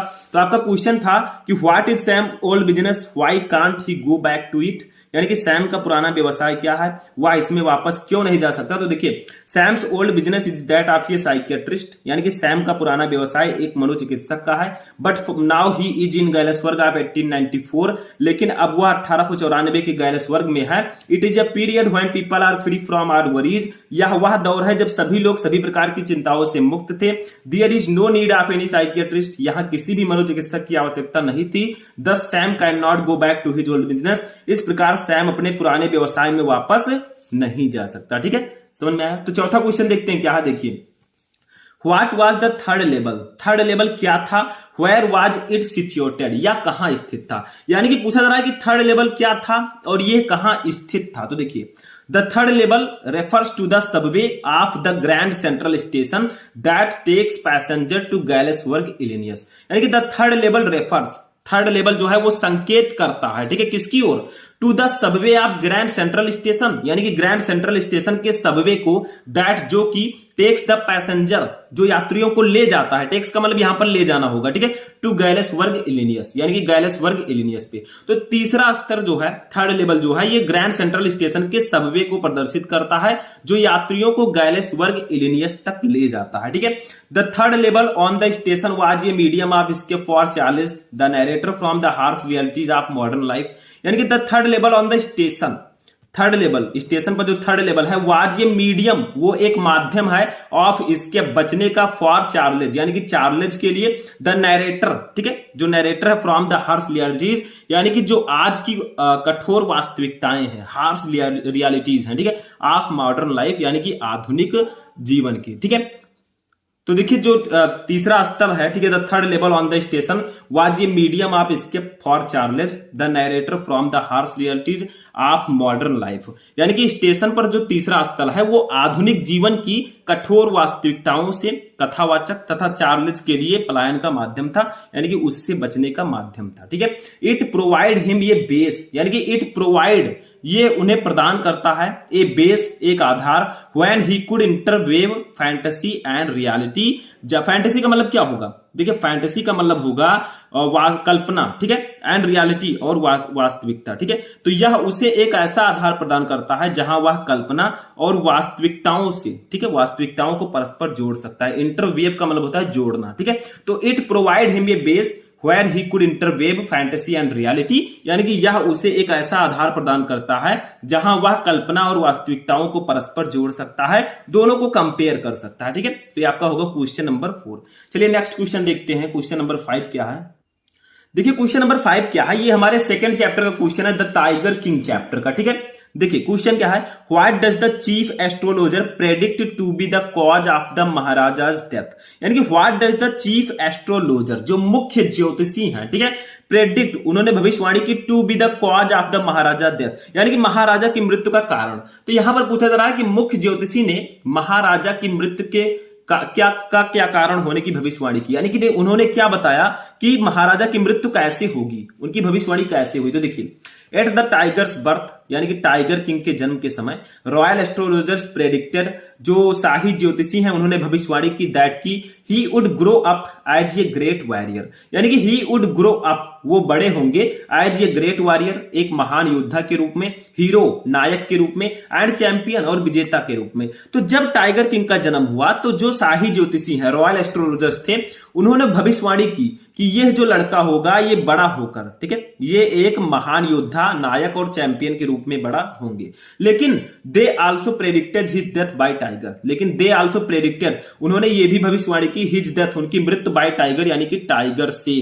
तो उन्होंने उनकी मृत्यु एक बाघ के कारण होने की भविष्यवाणी की कि जो इनकी मृत्यु होगी ये बाघ के कारण होगी। ठीक है, तो क्वेश्चन था कि what does the chief astrologer predicted to be the cause of the maharaja's death, यानी कि जो मुख्य ज्योतिषी हैं उन्होंने महाराजा की मृत्यु का क्या कारण होने की भविष्यवाणी की। तो देखिए, at the tiger's birth royal astrologers predicted that he would grow up as a great warrior, hero and champion, यानी कि टाइगर किंग के जन्म के समय शाही ज्योतिषियों ने भविष्यवाणी की कि वो एक महान योद्धा, नायक और विजेता के रूप में बड़े होंगे। लेकिन they also predicted his death by Tiger, लेकिन उन्होंने राजा की मृत्यु का कारण बाघ को बताया कि इनकी मृत्यु बाघ से होगी। ठीक है, फिर देखिए नेक्स्ट क्वेश्चन क्या है, 6 नंबर, इसी चैप्टर से है। लेकिन देखिए अब भविष्यवाणी तो हो गई कि हाँ राजा की मृत्यु बाघ के कारण होगी, तो क्या यह भविष्यवाणी सिद्ध हुई आगे चलकर, इसको देखते हैं। ठीक है, तो क्वेश्चन है, how did the chief astrologers prediction prove true, यानी कि जो मुख्य ज्योतिषी हैं, ठीक है, उनकी भविष्यवाणी कैसे सत्य सिद्ध हुई, मुख्य ज्योतिषी की भविष्यवाणी कैसे सत्य सिद्ध हुई। तो देखिए, the king and his son were playing with the wooden tiger, यानी कि द किंग राजा एंड हिज सन और उसका पुत्र बियर प्लेइंग खेल रहे थे विद द वुडन टाइगर, यानी कि लकड़ी के बाघ से। तो एक दिन क्या होता है कि राजा अपने पुत्र के साथ, राजा और उसके पुत्र एक लकड़ी के बाघ से वो खेल रहे थे। ठीक है, फिर क्या होता है, a silver pierced the king's hand, यानी कि एक सिल्वर पियर्स, तो उसी लकड़ी का जो एक किनारा है, ठीक है, छोटा सा टुकड़ा है, वो क्या होता है, द किंग्स हैंड, राजा के हाथ में चुभ जाता है। ठीक है, तो उसी लकड़ी का एक नोक आप कह सकते हैं या जो किनारा होता है वो आकर राजा के हाथ में चुभ जाता है। फिर क्या होगा, ही रिमूव्ड इट, उन्होंने उसे निकाल दिया, उस लकड़ी के टुकड़े को तो निकाल दिया, बट द इन्फेक्शन फ्लेयर्ड, लेकिन जो संक्रमण है वो बढ़ता गया, एंड विद इन 4 days, और 4 दिनों के बीच में, 4 दिनों के अंदर ही द किंग डाइड, राजा की मृत्यु हो गई। देखिए, जब वो उनके हाथ में चुभा, ठीक है, लकड़ी का जो छोटा सा टुकड़ा था उनके हाथ में चुभा, तो उन्होंने राजा ने तो उसे निकाल दिया, लेकिन जो संक्रमण है, जो इन्फेक्शन है वो लगातार बढ़ता गया और 4 दिन के अंदर ही राजा की मृत्यु हो गई। ठीक है, तो it was Indeed the 100 tiger, it was Indeed, यह सचमुच था, द 100 टाइगर, वही 100वां बाघ, दैट किल द किंग, जिसने राजा को मार डाला। ठीक है, तो यह सच में, यह वास्तव में राजा को मारने वाला वही 100वां बाघ था। ठीक है, जिसने राजा को मार दिया। तो इस प्रकार से जो भविष्यवाणी थी वो सत्य सही हुई। ठीक है, समझ में आ गया 6 नंबर क्वेश्चन। चलिए नेक्स्ट क्वेश्चन देखते हैं, 7 नंबर क्या है। अब देखिए नेक्स्ट क्वेश्चन है 7 number, why was tiger hunting banned in Pratibandapuram, यानी कि व्हाई वाज टाइगर हंटिंग, जो शेर, जो बाघ का शिकार है, बैंड, प्रतिबंध लगा दिया गया इन प्रतिबंधपुरम, यानी कि प्रतिबंधपुरम में। तो क्वेश्चन है कि प्रतिबंधपुरम में बाघ के शिकार पर प्रतिबंध क्यों लगा दिया गया। ठीक है, कि प्रतिबंधपुरम में कोई भी व्यक्ति बाघ का शिकार नहीं करेगा, क्योंकि प्रतिबंधपुरम के राजा टाइगर किंग ही थे। तो देखिए क्या होगा इसका answer, the maharaja was told by the astrologer that a tiger would cause his death, so he decided to hunt all the tigers, यानी कि the maharaja was told by the astrologers, यानी कि महाराजा को ज्योतिषियों द्वारा बताया गया था दैट की ए टाइगर वुड कॉज, एक बाघ उसका कारण बनेगा हिज डेथ, उनकी मृत्यु का। So he decided to hunt all the tiger, इसीलिए उन्होंने सभी बाघों का शिकार करने का निर्णय लिया। ठीक है, तो यहां पर क्या हो जाएगा, टाइगर किंग जो है, जो राजा हैं, तो महाराजा को ज्योतिषियों ने बताया था कि जो उनकी मृत्यु होगी वो एक बाघ के कारण होगी, इसीलिए राजा ने यह निर्णय लिया कि वो सभी बाघों को मारेंगे और उनके राज्य का कोई भी व्यक्ति, ठीक है, बाघों का शिकार नहीं करेगा, सिर्फ राजा ही करेगा। ठीक है, देखिए, फॉर दिस रीजन, इसी कारण से टाइगर हंटिंग, टाइगर यानी कि बाघ का शिकार, वाज बैंड, प्रतिबंध लगा दिया गया, टू ऑल एक्सपेक्ट हिम, यानी कि सभी के लिए, उनके राजा के अलावा। ठीक है, तो इसीलिए राजा के अलावा बाघ के शिकार पर सबके लिए प्रतिबंध लगा दिया गया कि अगर कोई शिकार करेगा तो सिर्फ राजा ही कर सकता है, बाकी कोई नहीं करेगा। ठीक है, the maharaja himself wanted to hunt all the tiger, क्योंकि द महाराजा हिमसेल्फ, स्वयं, वांटेड टू हंट, यानी कि शिकार करना चाहते थे, ऑल द टाइगर, सभी बाघों का।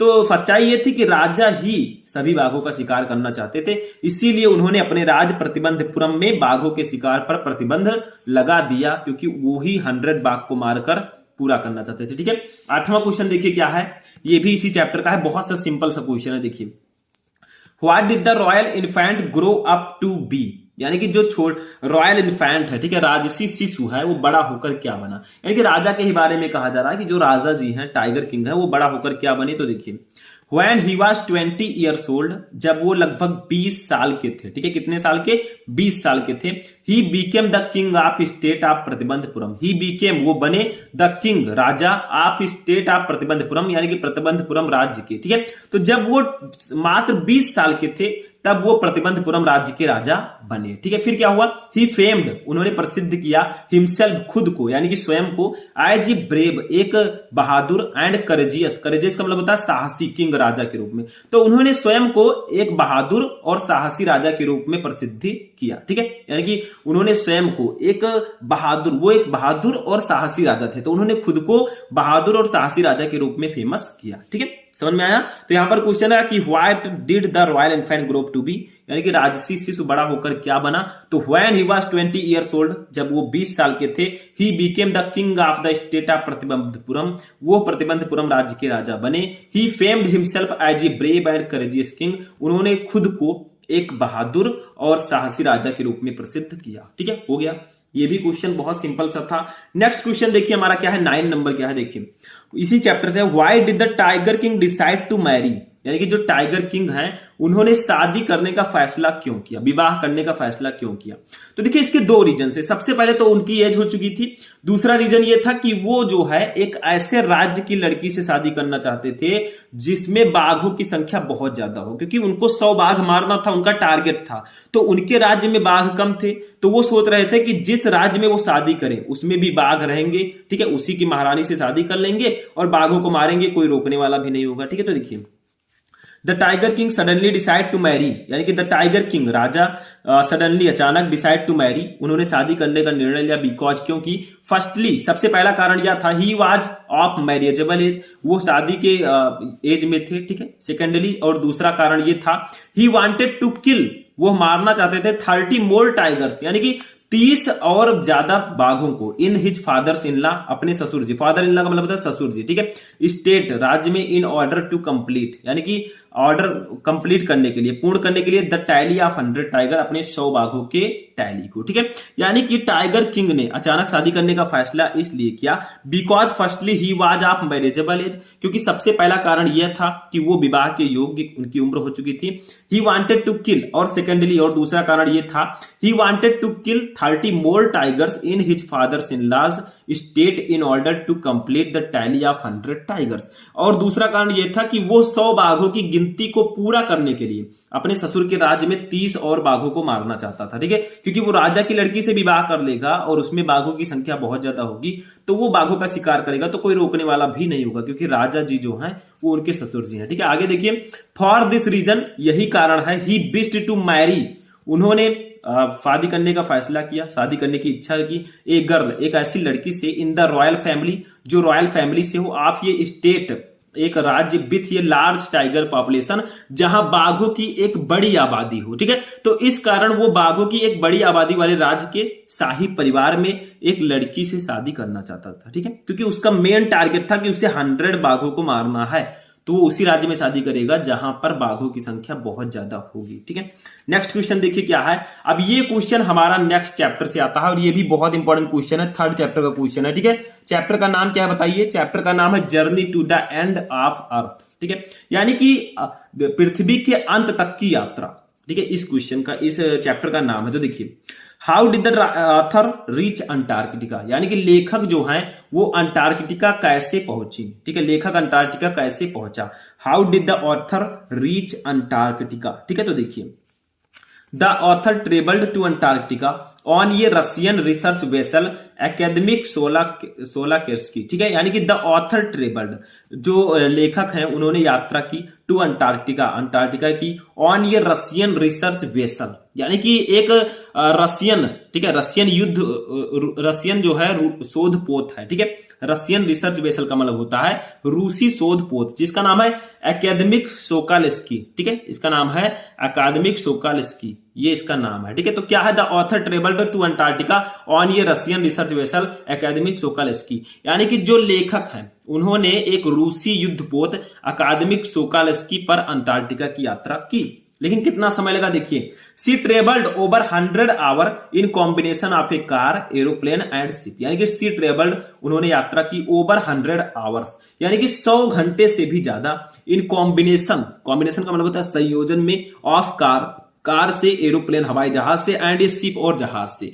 तो उन्होंने एक कार, एक हवाई जहाज, यानी कि एक कार, हवाई जहाज और जहाज के माध्यम से लगभग 100 घंटे की यात्रा की। ठीक है, समझ में आया? तो ये आपका क्वेश्चन था कि how did the author reach Antarctica, जो लेखक हैं वो अंटार्कटिका कैसे पहुंचे।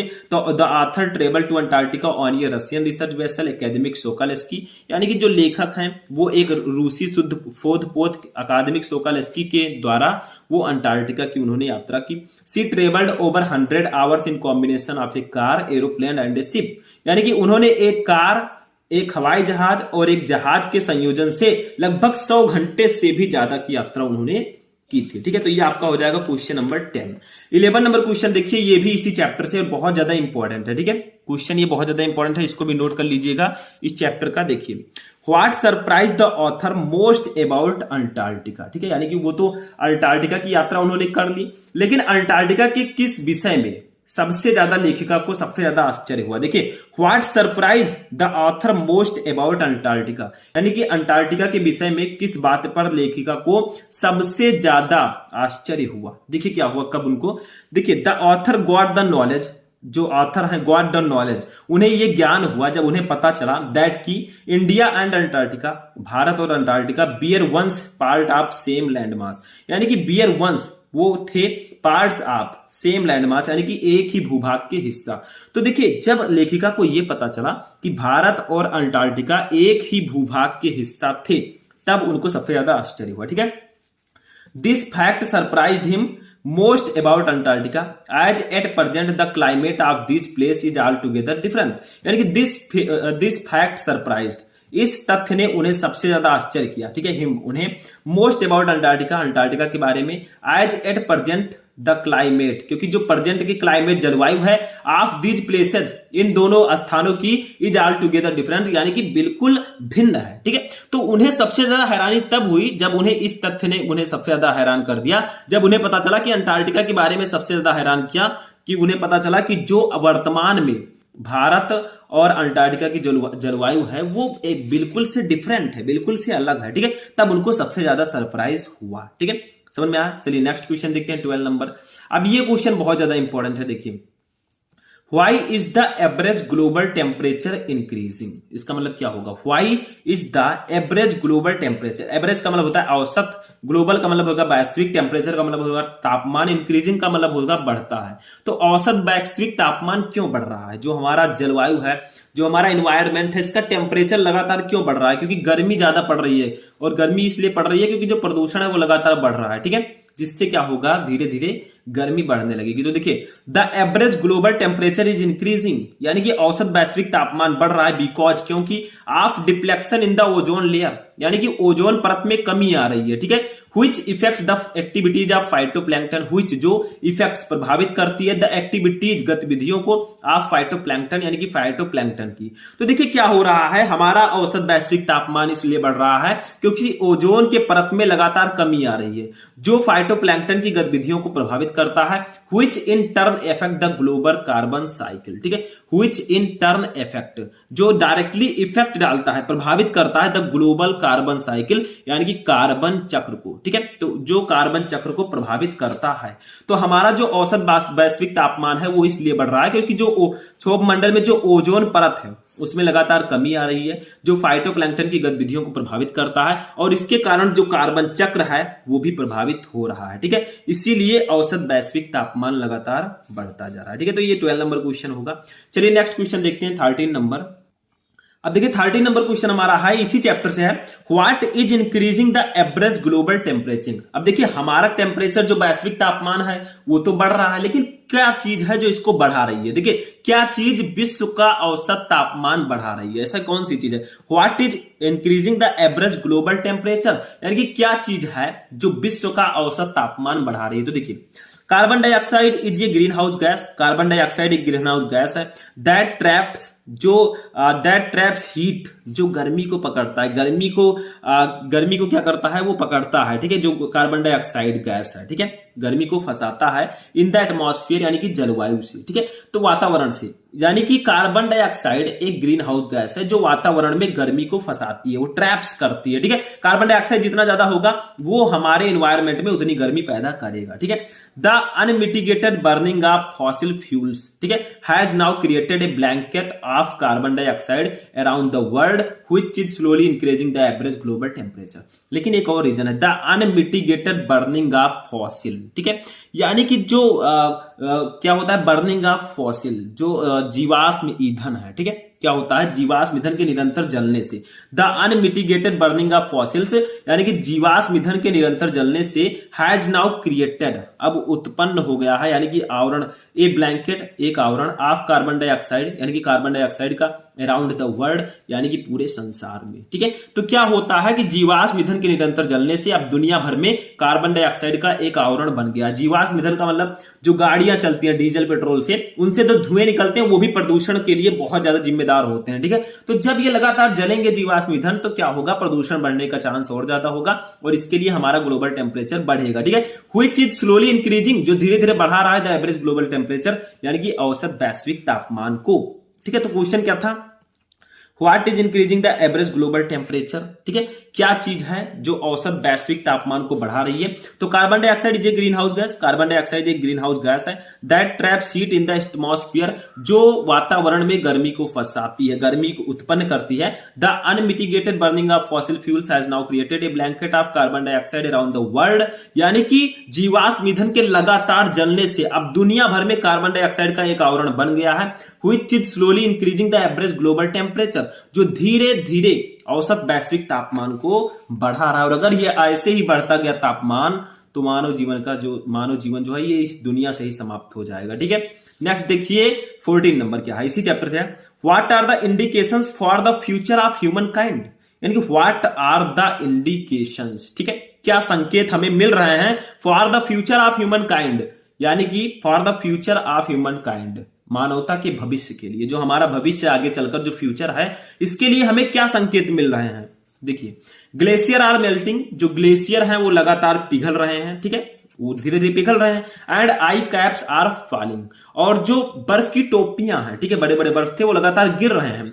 There is a danger of global warming, और यहां पर ग्लोबल वार्मिंग का खतरा बढ़ गया है। देखिए अगर ग्लेशियर लगातार पिघलेंगे, ठीक है, यानी कि गर्मी बढ़ रही है तभी बर्फ के जो टीले हैं वो लगातार पिघल रहे हैं। ठीक है, इससे ग्लोबल वार्मिंग का खतरा भी बढ़ रहा है। इफ दैट हैपेंस, अगर ये होता है, Mankind will be wiped out from the global scenario, तो मानव जाति का, ठीक है, मानव जाति का इस ग्लोबल से, इस विश्व से वो क्या हो जाएगा, सफाया हो जाएगा। ठीक है, कोई नहीं रह जाएगा। तो क्या था कि what are the indications for the future of human kind, यानी कि मानवता के भविष्य के लिए क्या संकेत मिल रहे हैं। तो glaciers are melting and ice caps are falling, यानी कि ग्लेशियर जो है वो पिघल रहे हैं और जो बर्फ की टोपियां हैं, बर्फ के टीले हैं, वो लगातार गिर रहे हैं। There is a danger of global warming, यहां पर ग्लोबल वार्मिंग का खतरा बढ़ गया है। इफ दैट हैपेंस, अगर ये होता है, Mankind will be wiped out from the global scenario, तो मानव जीवन का इस विश्व से ही समाप्ति हो जाएगी। ठीक है, सफाया हो जाएगा हमारे पूरे वैश्विक परिदृश्य से। ठीक है, समझ में आया। तो ये क्वेश्चन नंबर 14 हो जाएगा। चलिए नेक्स्ट क्वेश्चन देखते हैं। अब देखिए नेक्स्ट क्वेश्चन जो हमारा है, ये हमारे नेक्स्ट चैप्टर से है, द एनिमी से। ठीक है, देखिए क्वेश्चन क्या है, 15 नंबर। सबको ध्यान से समझिएगा, इनको नोट कर लीजिएगा ताकि प्रॉब्लम्स ना हो। एक ही वीडियो में मैं सभी क्वेश्चन बता रहा हूं ताकि आप लोग जब बोर्ड एग्जाम में क्वेश्चन आए आप उसको तुरंत लिख सके। देखिए, what was the conditions of the man who arrived at Sadao's doorstep. ठीक है, यानी कि what was the condition of the man, उस आदमी की जो दशा थी वो कैसी थी। Who arrived at Sadao's doorstep, जो सदाओं की चौखट पर आ पहुंचा। तो सदाओं की चौखट पर जो आ पहुंचा, वह आदमी किस दशा में था। ठीक है, उसकी कंडीशन कैसी थी। तो देखिए, द मैन बैडली वुंडेड, यानी कि जो वो आदमी था वो बुरी तरह से घायल था। He was wet and covered with sand, he was wet, वो गीला था, एंड कवर्ड विथ सैंड। ठीक है, और वो रेत से ढका हुआ था। किससे ढका हुआ था, रेत से ढका हुआ था। ठीक है, his clothes were almost rags, और उसके कपड़े लगभग चिथड़े थे, यानी कि फटे हुए थे। दे हैड स्वेग्ड सी वाटर, ठीक है, उन्होंने क्या है, उन्होंने समुद्र के पानी को भिगो दिया था। ही हैड ये रफ येलो बियर्ड, और उसकी घनी पीली दाढ़ी थी। तो क्वेश्चन है कि जो सदाओं की चौखट पर आया था वो किस दशा में था। तो द मैन बैडली वुंडेड, वो आदमी बुरी तरह से घायल था। ही वाज वेट, वो गीला था, एंड कवर्ड विथ सैंड, और रेत से ढका था। His clothes were almost rags, और उसके कपड़े लगभग चिथड़े थे, यानी कि फटे हुए थे। दे हैड स्वैग्ड सी वाटर, ठीक है, यानी कि जो समुद्र का पानी जो था उसे पूरी तरह से भिगो दिया था। He had a rough yellow beard, और उसके पास घनी पीली दाढ़ी थी, यानी कि उसकी जो दाढ़ी थी, जो बियर्ड थे, वो पीले कलर के थे। ठीक है, तो ये आपका हो जाएगा 15 नंबर क्वेश्चन। ये इस कंडीशन में था, ये सब उसकी कंडीशंस बताई जा रही है। नेक्स्ट क्वेश्चन देखिए 16 नंबर। हु वाज हाना, हाना कौन थी। ठीक है, हाउ डिड सदायोज मैरी हर, यानी कि सदायो ने उससे कैसे विवाह किया। ठीक है, तो हु वाज हाना, हाना कौन थी। हाउ डिड सदायो मैरी हर, सदाओ की उससे शादी किस तरह हुई। तो देखिए क्या है, हाना कौन थी, इसमें हाना है, सदायो है। ठीक है, ऐसे ऐसे कई लोग हैं। तो देखिए, हाना वाज सदायोज वाइफ, हाना जो थी वो सदाओ की पत्नी थी। देखिए, थोड़ा दूसरी तरह का नाम है क्योंकि ये हमारे इंडिया के हैं नहीं, दूसरे कंट्री के हैं। ठीक है, तो हाना वाज सदायोज वाइफ, हाना जो है ये सदायो की पत्नी थी। He first met her in America at professor house, यानी कि ही फर्स्ट मेट, उनकी पहली मुलाकात हुई कहां, इन अमेरिका, अमेरिका में, एट प्रोफेसर हाउस, यानी कि प्रोफेसर के घर पर। ठीक है, तो वह पहली बार अमेरिका के एक प्रोफेसर के घर पर मिले थे। ठीक है, कौन, हाना और सदायो। ठीक है, they fell in love, Sadao told his father about Hana, यानी कि वो जो है सदाओं के प्यार में, सदाओं वो अपने पिता के बारे में उन्होंने बताया, उन्हें प्यार हो गया था एक दूसरे से। दे फेल इन लव, ठीक है, वो उन्हें प्यार हो गया था एक दूसरे से। सदाओ टोल्ड हिज फादर अबाउट हाना, तो सदाओ ने अपने पिताजी को हाना के बारे में बताया। ठीक है, then their marriage was arranged in old Japanese way, then their marriage, तब उनकी शादी, बियर वाज अरेंज्ड, ठीक है, फिक्स हुई, उनकी शादी जो फिक्स हुई, इन ओल्ड जापानीज पे, यानी कि जापान की तरह, जापान में जैसे शादियां होती है ना वैसे उनकी शादी फिक्स हुई। ठीक है, तो जब उन्होंने अपने प्रेम के बारे में बताया तो उनकी शादी जो है पुराने जापानी तरीके से तय हुई। ठीक है, then their marriage was arranged in the old Japanese way, तब उनकी शादी जो है पुराने जापानीज तरीके से तय हुई। ठीक है, Hana was really a devout wife, यानी कि हाना वाज थी really a devout wife, devout wife का मतलब होता है समर्पित पत्नी, तो हाना जो थी वो समर्पित पत्नी थी। ठीक है, तो समझ में आया। तो क्वेश्चन था कि who was Hana, how did Sadao's marriage her, यानी कि हाना कौन थी, उनकी सदाओं से विवाह कैसे हुई। तो हाना वाज सदाओज वाइफ, हाना जो है ये सदाओं की पत्नी थी। He first met her in America at professor house, वो जो है पहली बार प्रोफेसर, यानी कि प्रोफेसर के घर में मिले थे, अमेरिका के एक प्रोफेसर के घर में उनकी पहली मुलाकात हुई थी। दे फेल इन लव, सदाओ, वो सदाओं से प्यार करने लगी। टोल्ड हिज फादर अबाउट हाना, और सदाओ ने हाना के बारे में अपने पिताजी को बताया। Then their marriage was arranged in the old Japanese way, फिर उनके जो शादी है वो पुराने जापानी तरीके से तय की गई। Hana was really a devout wife, Hana जो है ये वास्तव में एक समर्पित पत्नी थी। ठीक है, हो गया। नेक्स्ट क्वेश्चन 17 नंबर देखिए। अब क्या हुआ, what was the chief concern of Sadao's wife, यानी कि जो मुख्य चिंता थी, ठीक है, सदायोज फादर, सदाओं के जो पिताजी की मुख्य चिंता क्या थी। ठीक है, देखिए what was the chief concern of Sadao's father, यानी कि सदाओं के पिताजी की मुख्य चिंता क्या थी। तो देखिए the chief concern of Sadao's father was Sadao's education, यानी कि the chief concern of Sadao's father, जो सदाओं के पिताजी की मुख्य चिंता थी वो क्या थी, वाज सदाओज एजुकेशन, यानी कि सदाओं की शिक्षा थी। ठीक है, तो सदाओं के पिताजी की मुख्य चिंता उनकी शिक्षा थी, सदाओं की शिक्षा थी कि वो कैसे पढ़ेगा, कैसे क्या करेगा अपने लाइफ में। ठीक है, समझ में आया। फॉर दिस वेरी पर्पस, ठीक है, इसी उद्देश्य से ही सेंट सदाओ, उन्होंने सदाओं को भेजा था to America, America to learn surgery and medicine, यानी कि सर्जरी और मेडिसिन सीखने के लिए। तो इसीलिए सदाओं के पिताजी ने सदाओं को क्या, इसी उद्देश्य से उन्होंने सदाओं को सर्जरी और मेडिसिन को सीखने के लिए अमेरिका भेजा था। ठीक है, तो क्वेश्चन था कि what was the chief concern of Sadao's father, सदाओं के पिता की मुख्य चिंता क्या थी। तो the chief concern of Sadao's father was Sadao's education, यानी कि सदाओं के पिताजी की मुख्य चिंता सदाओं की शिक्षा थी। For this very purpose he sent Sadao to America to learn surgery and medicine, और इसी उद्देश्य से उन्होंने सदाओं को अमेरिका भेजा था ताकि वो सर्जरी और मेडिसिन के बारे में कुछ सीख सके, उसको पढ़ सके। ठीक है, तो ये आपका होगा 17 नंबर क्वेश्चन। चलिए नेक्स्ट क्वेश्चन देखते हैं। अब देखिए 18 नंबर क्वेश्चन है, why did messenger come to doctor Sadao. ठीक है, यानी कि जो संदेश वाहक है वो डॉक्टर सदाओं के पास क्यों आया, जो मैसेंजर है वो डॉक्टर सदाओं के पास क्यों आया। ठीक है, जिसने भी ये चैप्टर पढ़ा होगा उसको तो पूरा पता होगा, जो कहानी समझ गया, ठीक है, उसको समझ लीजिए सब कुछ पता है। तो जो संदेश वाहक है वो डॉक्टर सदाओं के पास क्यों आया, ये भी बहुत इंपॉर्टेंट क्वेश्चन है। तो देखिए क्या है, he came to doctor Sadao because doctor Sadao was to come the palace. ठीक है, यानी कि ही केम टू डॉक्टर सदाओ, वो डॉक्टर सदाओ के पास आया बिकॉज, क्योंकि doctor Sadao was to come the palace. ठीक है, यानी कि डॉक्टर सदाओ जो है वो महल में आना चाहते थे। ठीक है, तो वो डॉक्टर सदाओ के पास इसलिए आया क्योंकि जो डॉक्टर सदाओ है उनको महल में आना था। The old general had an attack. ठीक है, यानी कि जो ओल्ड जनरल है, पुराने जनरल पर जो है हमला हुआ था। Doctor Sadao could be needed for operation, और डॉक्टर सदाओ को ऑपरेशन के लिए डॉक्टर सदाओ की जरूरत पड़ सकती थी। ठीक है, तो क्वेश्चन था कि why did messenger come to doctor Sadao, यानी कि जो संदेश वाहक है वो डॉक्टर सदाओ के पास क्यों आया। तो he came to doctor Sadao because doctor Sadao was to come the palace, यानी कि वो डॉक्टर सदाओ के पास इसलिए आया क्योंकि जो डॉक्टर सदाओ थे, ठीक है, उनको महल में आना था। The old general had an attack, यानी कि पुराने जनरल के ऊपर जो है अटैक हुआ था, आक्रमण हुआ था। ठीक है, doctor Sadao could be needed for operation, और जो डॉक्टर सदाओ हैं ऑपरेशन के लिए उनकी आवश्यकता पड़ सकती थी। ठीक है, तो इसीलिए वो जो है संदेश वाहक उसके पास आया। ठीक है, 19 नंबर क्वेश्चन देखिए हमारे नेक्स्ट चैप्टर से है। ठीक है, जो हमारा नेक्स्ट चैप्टर था, चैप्टर का नाम क्या है उसको देख लेते हैं। ठीक है, तो चैप्टर का नाम हमारा शुड विजार्ड हिट मॉमी। ठीक है, मैंने बताया था चैप्टर का नाम। तो देखिए क्वेश्चन क्या है कि what was the problem with Roger skunk, यानी कि रोजर स्कंक की क्या समस्या थी, उसके पास एक प्रॉब्लम था। वो प्रॉब्लम आपको पता होगा, चैप्टर पढ़ा होगा। तो देखिए Roger skunk smelled very bad, यानी कि जो रोजर स्कंक है उससे बहुत बुरी दुर्गंध आती थी। ठीक है, उसके शरीर से। Whenever he would go out to play all other animal would run away from him. ठीक है, तो व्हेन एवर, जहां कहीं भी, he would go out to play, वो खेलने के लिए बाहर जाता था। All other animals would run away from him, तो वहां के जितने भी जानवर थे वो उनसे दूर भाग जाते थे।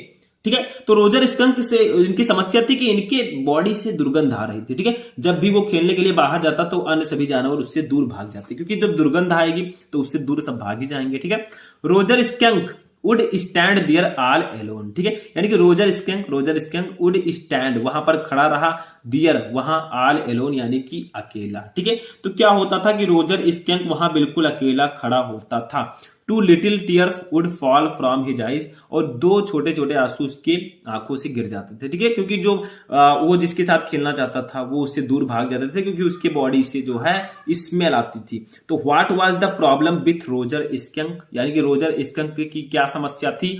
तो Roger skunk smelled very bad, Roger skunk से बहुत बुरी दुर्गंध आती थी। Whenever he would go out to play, all other animals would run away from him। जहां कहीं भी वो खेलने के लिए बाहर जाता था तो अन्य सभी जानवर उससे दूर भाग जाते थे क्योंकि उससे दुर्गंध आ रही थी। Roger skunk would stand there all alone. तो रोजर स्कंक वहां अकेला खड़ा रहता था। Two little tears would fall from his eyes. और दो छोटे छोटे जो आंसू हैं वो उसकी आंखों से निकल जाते थे क्योंकि उसे बहुत बुरा लगता था। ठीक है, 20 नंबर क्वेश्चन देखिए।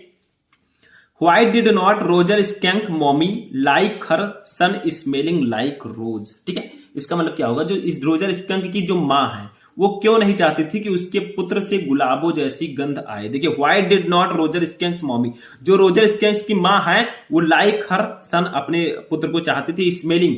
ठीक है, स्मेलिंग का मतलब होता है दुर्गंध आए, लाइक रोज यानी कि रोज की तरह। तो जो रोजर स्कंक है, ठीक है, उनकी माँ क्यों नहीं चाहती थी कि उसके पुत्र से गुलाबों जैसी दुर्गंध आए। तो देखिए, सी डिड नॉट वांट दैट, वो नहीं चाहती थी कि हर son should lose his identity, उसका जो पुत्र है वो अपनी पहचान खो दे। तो वो नहीं चाहती थी कि उसका पुत्र अपनी पहचान खो दे। If Roger Skunk smelled like roses, अगर रॉजर स्कंक जो है, ठीक है, अगर रॉजर स्कंक जो है उससे अगर गुलाबों जैसी खुशबू आएगी, ठीक है, क्या होगा, उसके अगर गुलाब की तरह महक रहा होता तो क्या होगा, nobody would take him to be a skunk. ठीक है, तो कोई भी उसे स्कंक नहीं मानेगा क्योंकि स्कंक से जो है दुर्गंध आती थी। अब गुलाबों जैसी खुशबू आएगी तो उसे कोई स्कंक मानेगा ही नहीं कि अरे वो नहीं है ये, क्योंकि उसके शरीर से दुर्गंध आती थी। तो वो नहीं चाहती थी कि उसका जो पुत्र है, she did not want that her son should lose his identity, वो नहीं चाहती थी कि उसका पुत्र अपनी पहचान खो दे। If Roger Skunk smelled like rose, अगर रॉजर स्कंक से गुलाबों की तरह खुशबू आई तो nobody would take him to be a skunk, तो कोई भी उसे स्कंक नहीं मानेगा क्योंकि किसी को विश्वास ही नहीं होगा कि ये रॉजर स्कंक है। ठीक है, तो वो पहचान अपने बेटे का नहीं खोना चाहती थी। नेक्स्ट देखिए 21 नंबर क्या है, हु इज जो, जो कौन है, ठीक है, जो एक नाम है, ठीक है, JO।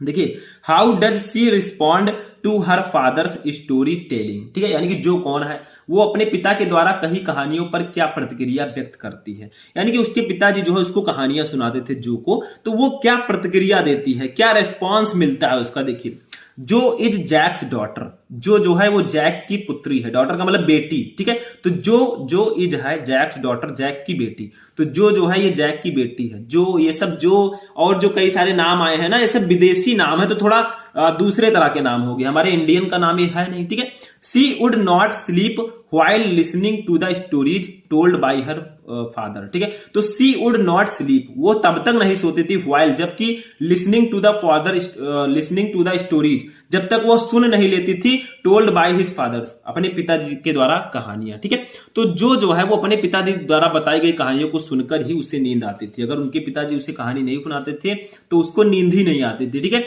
C would listen carefully and ask many question to make the story clear to her, यानी कि सी वुड लिसन केयरफुली, जो भी उसके पिताजी सुनाते थे कहानी वो उसको बहुत केयरफुली सुनती थी, बहुत ध्यानपूर्वक सुनती थी।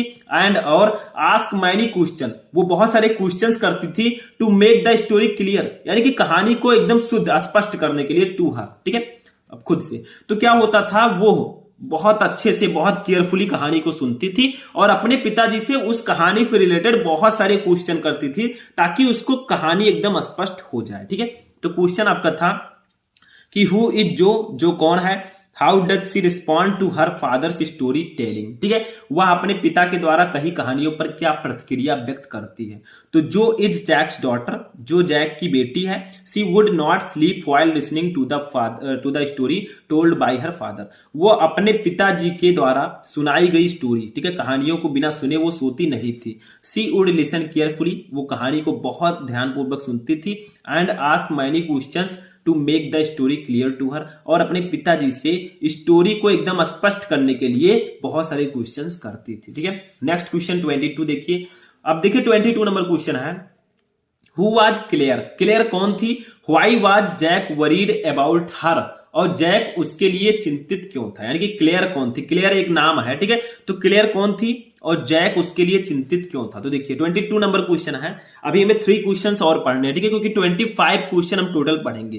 तो देखिए, Claire was Jack's wife, Claire जो है ये जैक की पत्नी थी। Jack was worried about Claire, Jack जो है वो क्लियर के बारे में बहुत चिंतित रहता था, एज क्योंकि she was moving heavy furniture in the room below where Jack was sitting. ठीक है, तो she was moving heavy furniture, वो एक भारी फर्नीचर को ले जा रही थी इन द रूम बिलो, यानी कि नीचे वाले कमरे में, वेयर जैक वाज सिटिंग, जहां जैक बैठा था। तो देखिए क्लेयर जो है ये जैक की पत्नी थी। जैक जो है क्लेयर को लेकर, क्लेयर के बारे में इसलिए दुखी रहता था, इसलिए चिंतित रहता था क्योंकि she was moving heavy furniture in the room below where Jack was sitting, वो जो है नीचे वाले कमरे में एक भारी फर्नीचर ले जा रही थी जहां जैक बैठा था। अब देखिए क्यों वो चिंतित क्यों था ले जाने में, यानी कि अगर कोई मान लीजिए फर्नीचर ले जा रहा है तो उससे क्या चिंता, ठीक है, लेकिन क्या है, as she was 6 months pregnant with their third child. ठीक है, तो कारण क्या था, as she was 6 months pregnant, क्योंकि वो 6 महीने की गर्भवती महिला थी। ठीक है, विथ दियर थर्ड चाइल्ड, अपने तीसरे बच्चे की। ठीक है, तो क्या था, उसे कोई प्रॉब्लम नहीं था, लेकिन वो इतना भारी फर्नीचर ना उठाए क्योंकि उसके पेट में बच्चा है। ठीक है, उसको प्रॉब्लम्स हो सकती है, तो इसीलिए वो चिंतित रहता था। ठीक है, क्योंकि वो काम ज्यादा करती थी, तो वो अपने तीसरे बच्चे के 6 महीने की गर्भवती महिला थी। It won't be good for her health to do difficult labour, क्योंकि कठिन परिश्रम करना उसके स्वास्थ्य के लिए अच्छा नहीं होगा। अब जैसे वो प्रेग्नेंट है, अब वो भारी भारी सामान उठाएगी तो उसके स्वास्थ्य के लिए प्रॉब्लम हो सकती है। तो क्वेश्चन था, who was Claire, why was Jack worried about her, Claire कौन थी और जैक उसको लेकर चिंतित क्यों रहता था। तो देखिए, Claire was Jack's wife, Claire जो है ये जैक की पत्नी थी। Jack was worried about Claire's as she was moving heavy furniture in the room below where Jack was sitting.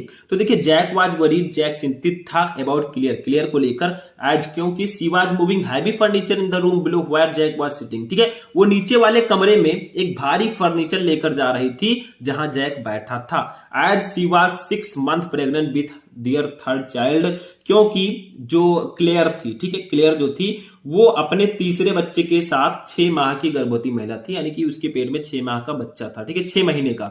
If won't be good for her health to do difficult labour. ठीक है, लेकिन कठिन परिश्रम करना, ठीक है, उसके स्वास्थ्य के लिए अच्छा नहीं था क्योंकि वो प्रेग्नेंट महिला थी। ठीक है, तो ये 22 नंबर क्वेश्चन हो जाएगा। ठीक, ये हमारा नेक्स्ट चैप्टर का 5 चैप्टर का क्वेश्चन है। चलिए अपने 6 चैप्टर का क्वेश्चन देखते हैं क्या है, 23 नंबर। अब देखिए 23 नंबर क्वेश्चन जो हमारा ये 6 चैप्टर का क्वेश्चन है, on the face of its chapter का। ठीक है, देखिए, which quality of mister lamb attracted dairy towards him. ठीक है, यानी कि जो मिस्टर लैम्ब है उनका क्या गुण डेरी को सबसे डेरी को उसकी ओर आकर्षित करता है। Which quality of mister lamb attracted dairy towards him, यानी कि श्री लैम्ब का क्या गुण डेरी को उसकी ओर आकर्षित करता है। तो देखिए, the following qualities of mister lamb attracted dairy towards him. ठीक है, यानी कि जो मिस्टर लैम्ब के निम्न गुण उसको आकर्षित करते हैं। कुछ ऐसे गुण हैं जो डेरी को वो आकर्षित करते हैं। फर्स्ट देखिए, फर्स्ट क्या है, पहला, he inspired Derry to face the world. ठीक है, यानी कि वो डेरी को दुनिया का सामना करने के लिए प्रेरित करता है। सेकंड, दूसरा, he advised Derry to stop crying on what people say about his face, यानी कि ही एडवाइजेड, वो सलाह देता है डेरी को, टू स्टॉप क्राइंग, यानी कि मत ना रोने के लिए, on what people say about his face, कि लोग आपके चेहरे के बारे में क्या कहते हैं। तो दूसरा कारण यह है कि वो डेरी को सलाह देता है कि लोग उसके चेहरे के बारे में जो कहते हैं उस पर वो रोना बंद करे। ठीक है, भले ही तुम्हारा चेहरा अच्छा नहीं है फिर भी कुछ भी लोग कहें, आपको रोना नहीं है। ठीक है, 4 दिन की चांदनी है। देखिए, third, he is always cheerful and tries to comfort other, और तीसरा यह था कारण, ही इज ऑलवेज चीयरफुल, वो हमेशा प्रसन्न रहता था, एंड और ट्राइज टू कंफर्ट अदर, और दूसरों को दिलासा देने की कोशिश करता था। ठीक है, तो यहां पर क्वेश्चन था कि which quality of mister lamb attracted dairy towards him, यानी कि मिस्टर लैम्ब का क्या गुण डेरी को उसकी ओर आकर्षित करता था। तो the following qualities of mister lamb attracted dairy towards him, यानी कि मिस्टर लैम्ब के कुछ गुण थे, निम्नलिखित गुण डेरी को आकर्षित करते थे उसकी ओर। First, he inspired Derry to face the world, सबसे पहला गुण ये थे, यह था कि वो डेरी को इस दुनिया का सामना करने के लिए प्रेरित करता था। ठीक है, second, he advise Derry to stop crying on what people say about his face. ठीक है, और दूसरा जो था, ठीक है, दूसरा जो था वो सलाह देता था। ठीक है, दूसरा वो डेरी को सलाह देता था कि लोग उसके चेहरे के बारे में जो कुछ कहते हैं उस पर वो रोना बंद करे। ठीक है, क्योंकि उसका चेहरा जो है जला हुआ था। Third, he is always cheerful and tries to comfort other, और तीसरा, ठीक है। तीसरा क्या था, वो हमेशा प्रसन्न रहता था और दूसरों को दिलासा देने की कोशिश करता था।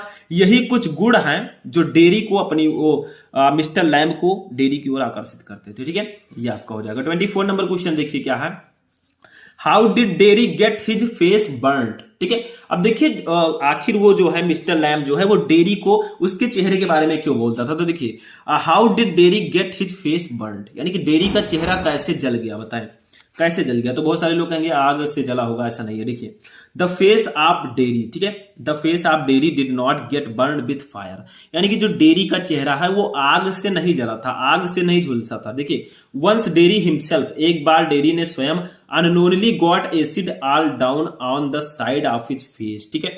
तो एक बार अनजाने में उसने अपने चेहरे के चारों ओर तेजाब डाल दिया था। His face and the acid burned it all away, और तेजाब ने उसे जला दिया, उसके चेहरे को जला दिया, ठीक है। तो उसका चेहरा जो है वो आग से नहीं जला था। क्या हुआ कि एक बार गलती से डेरी ने खुद के ऊपर एसिड डाल दिया था जिससे उसका चेहरा जल गया था। तो how did Derry get his face burn, यानी कि डेरी का चेहरा कैसे जल गया। तो the face of Derry did not get burn with fire, Derry का चेहरा आग से नहीं जला था। Once Derry himself unknownly got acid all down on the side of his face and the acid burned it all away, ठीक है। एक बार क्या हुआ कि once Derry himself unknownly got acid all down on his side of the face, एक बार क्या हुआ कि अनजाने में डेरी ने अपने चेहरे के चारों ओर तेजाब डाल दिया, एंड और the acid burned it all away, ठीक है, और तेजाब ने उसके चेहरे को जला दिया, ठीक है। तो ये गलती से उसका चेहरा जल गया था क्योंकि वो जानती नहीं थी और उसने अपने चेहरे पर तेजाब डाल दिया था, ठीक है ना। लास्ट क्वेश्चन देखते हैं आज की इस वीडियो का, 25 नंबर, ठीक है। देखिए क्या है, who is mister lamb, mister lamb कौन है, ठीक है, मिस्टर लैम्ब कौन है। How does dairy get into his garden, ठीक है, डेरी उनके बाग में किस प्रकार प्रवेश करता है, ठीक है, समझ में आया। Who is mister lamb, mister lamb कौन है। How does dairy get into his garden, dairy उनके बाग में किस प्रकार प्रवेश करता है। तो देखिए mister Lamb is an old man, Mr Lamb is है एन ओल्ड मैन, एक बूढ़े आदमी। तो मिस्टर लैम्ब जो है एक वृद्ध आदमी है, ठीक है, ओल्ड मैन है। He lives in a big house alone, वो एक बड़े घर में अकेले रहते हैं।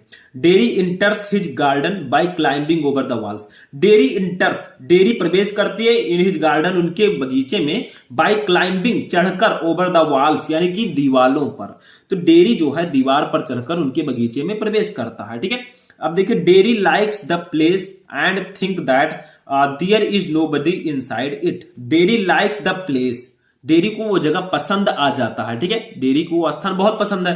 एंड और think that there is nobody inside it, और उसने सोचा, वो सोचता है कि उसके अंदर कोई नहीं है। He wants to sit there, ठीक है, वह वहां बैठना चाहता है। तो देखिए क्वेश्चन था कि who is mister lamb, mister lamb कौन है। How does dairy get into his garden, यानी कि डेरी उनके बाग में किस प्रकार प्रवेश करता है। तो Mr Lamb is an old man, Mr Lamb एक बूढ़े आदमी हैं। He lives in a big house alone, वो एक बड़े घर में अकेले रहते हैं। Derry enters his garden by climbing over the walls, यानी कि डेरी दीवार पर चढ़कर उनके बगीचे में प्रवेश करती है। Derry likes the place and think that there is nobody inside it, Derry को वो जगह बहुत पसंद आता है और उसे लगता है कि इसके अंदर कोई नहीं है। He wants to sit there, वो वहां बैठ जाता है, ठीक है। तो ये आपका हो जाएगा 25 नंबर क्वेश्चन। तो ये हमारा लास्ट क्वेश्चन था। इस वीडियो में मैंने आपको चैप्टर 1 से लेकर चैप्टर 6 तक जितने भी इंपॉर्टेंट क्वेश्चन है मैंने बता दिया। तो जो भी स्टूडेंट इसको ध्यान से देख लेगा उसका 8 नंबर तो बिल्कुल क्लियर हो जाएगा, ठीक है। और आपको लॉन्ग क्वेश्चन में भी बहुत ज्यादा हेल्प मिलेगी, ठीक है। तो आज का ये इंटरेस्टिंग वीडियो मैराथन क्लास यहीं पर फिनिश होता है। कैसा लगा आपको ये वीडियो कमेंट करके बताइएगा, ठीक है। तो चलिए हम मिलते हैं नेक्स्ट वीडियो में नेक्स्ट टॉपिक के साथ। तो इस वीडियो को लाइक कर दीजिएगा, चैनल को भी सब्सक्राइब कर लीजिएगा। तो चलिए मिलते हैं नेक्स्ट वीडियो में, तब तक के लिए जय हिंद।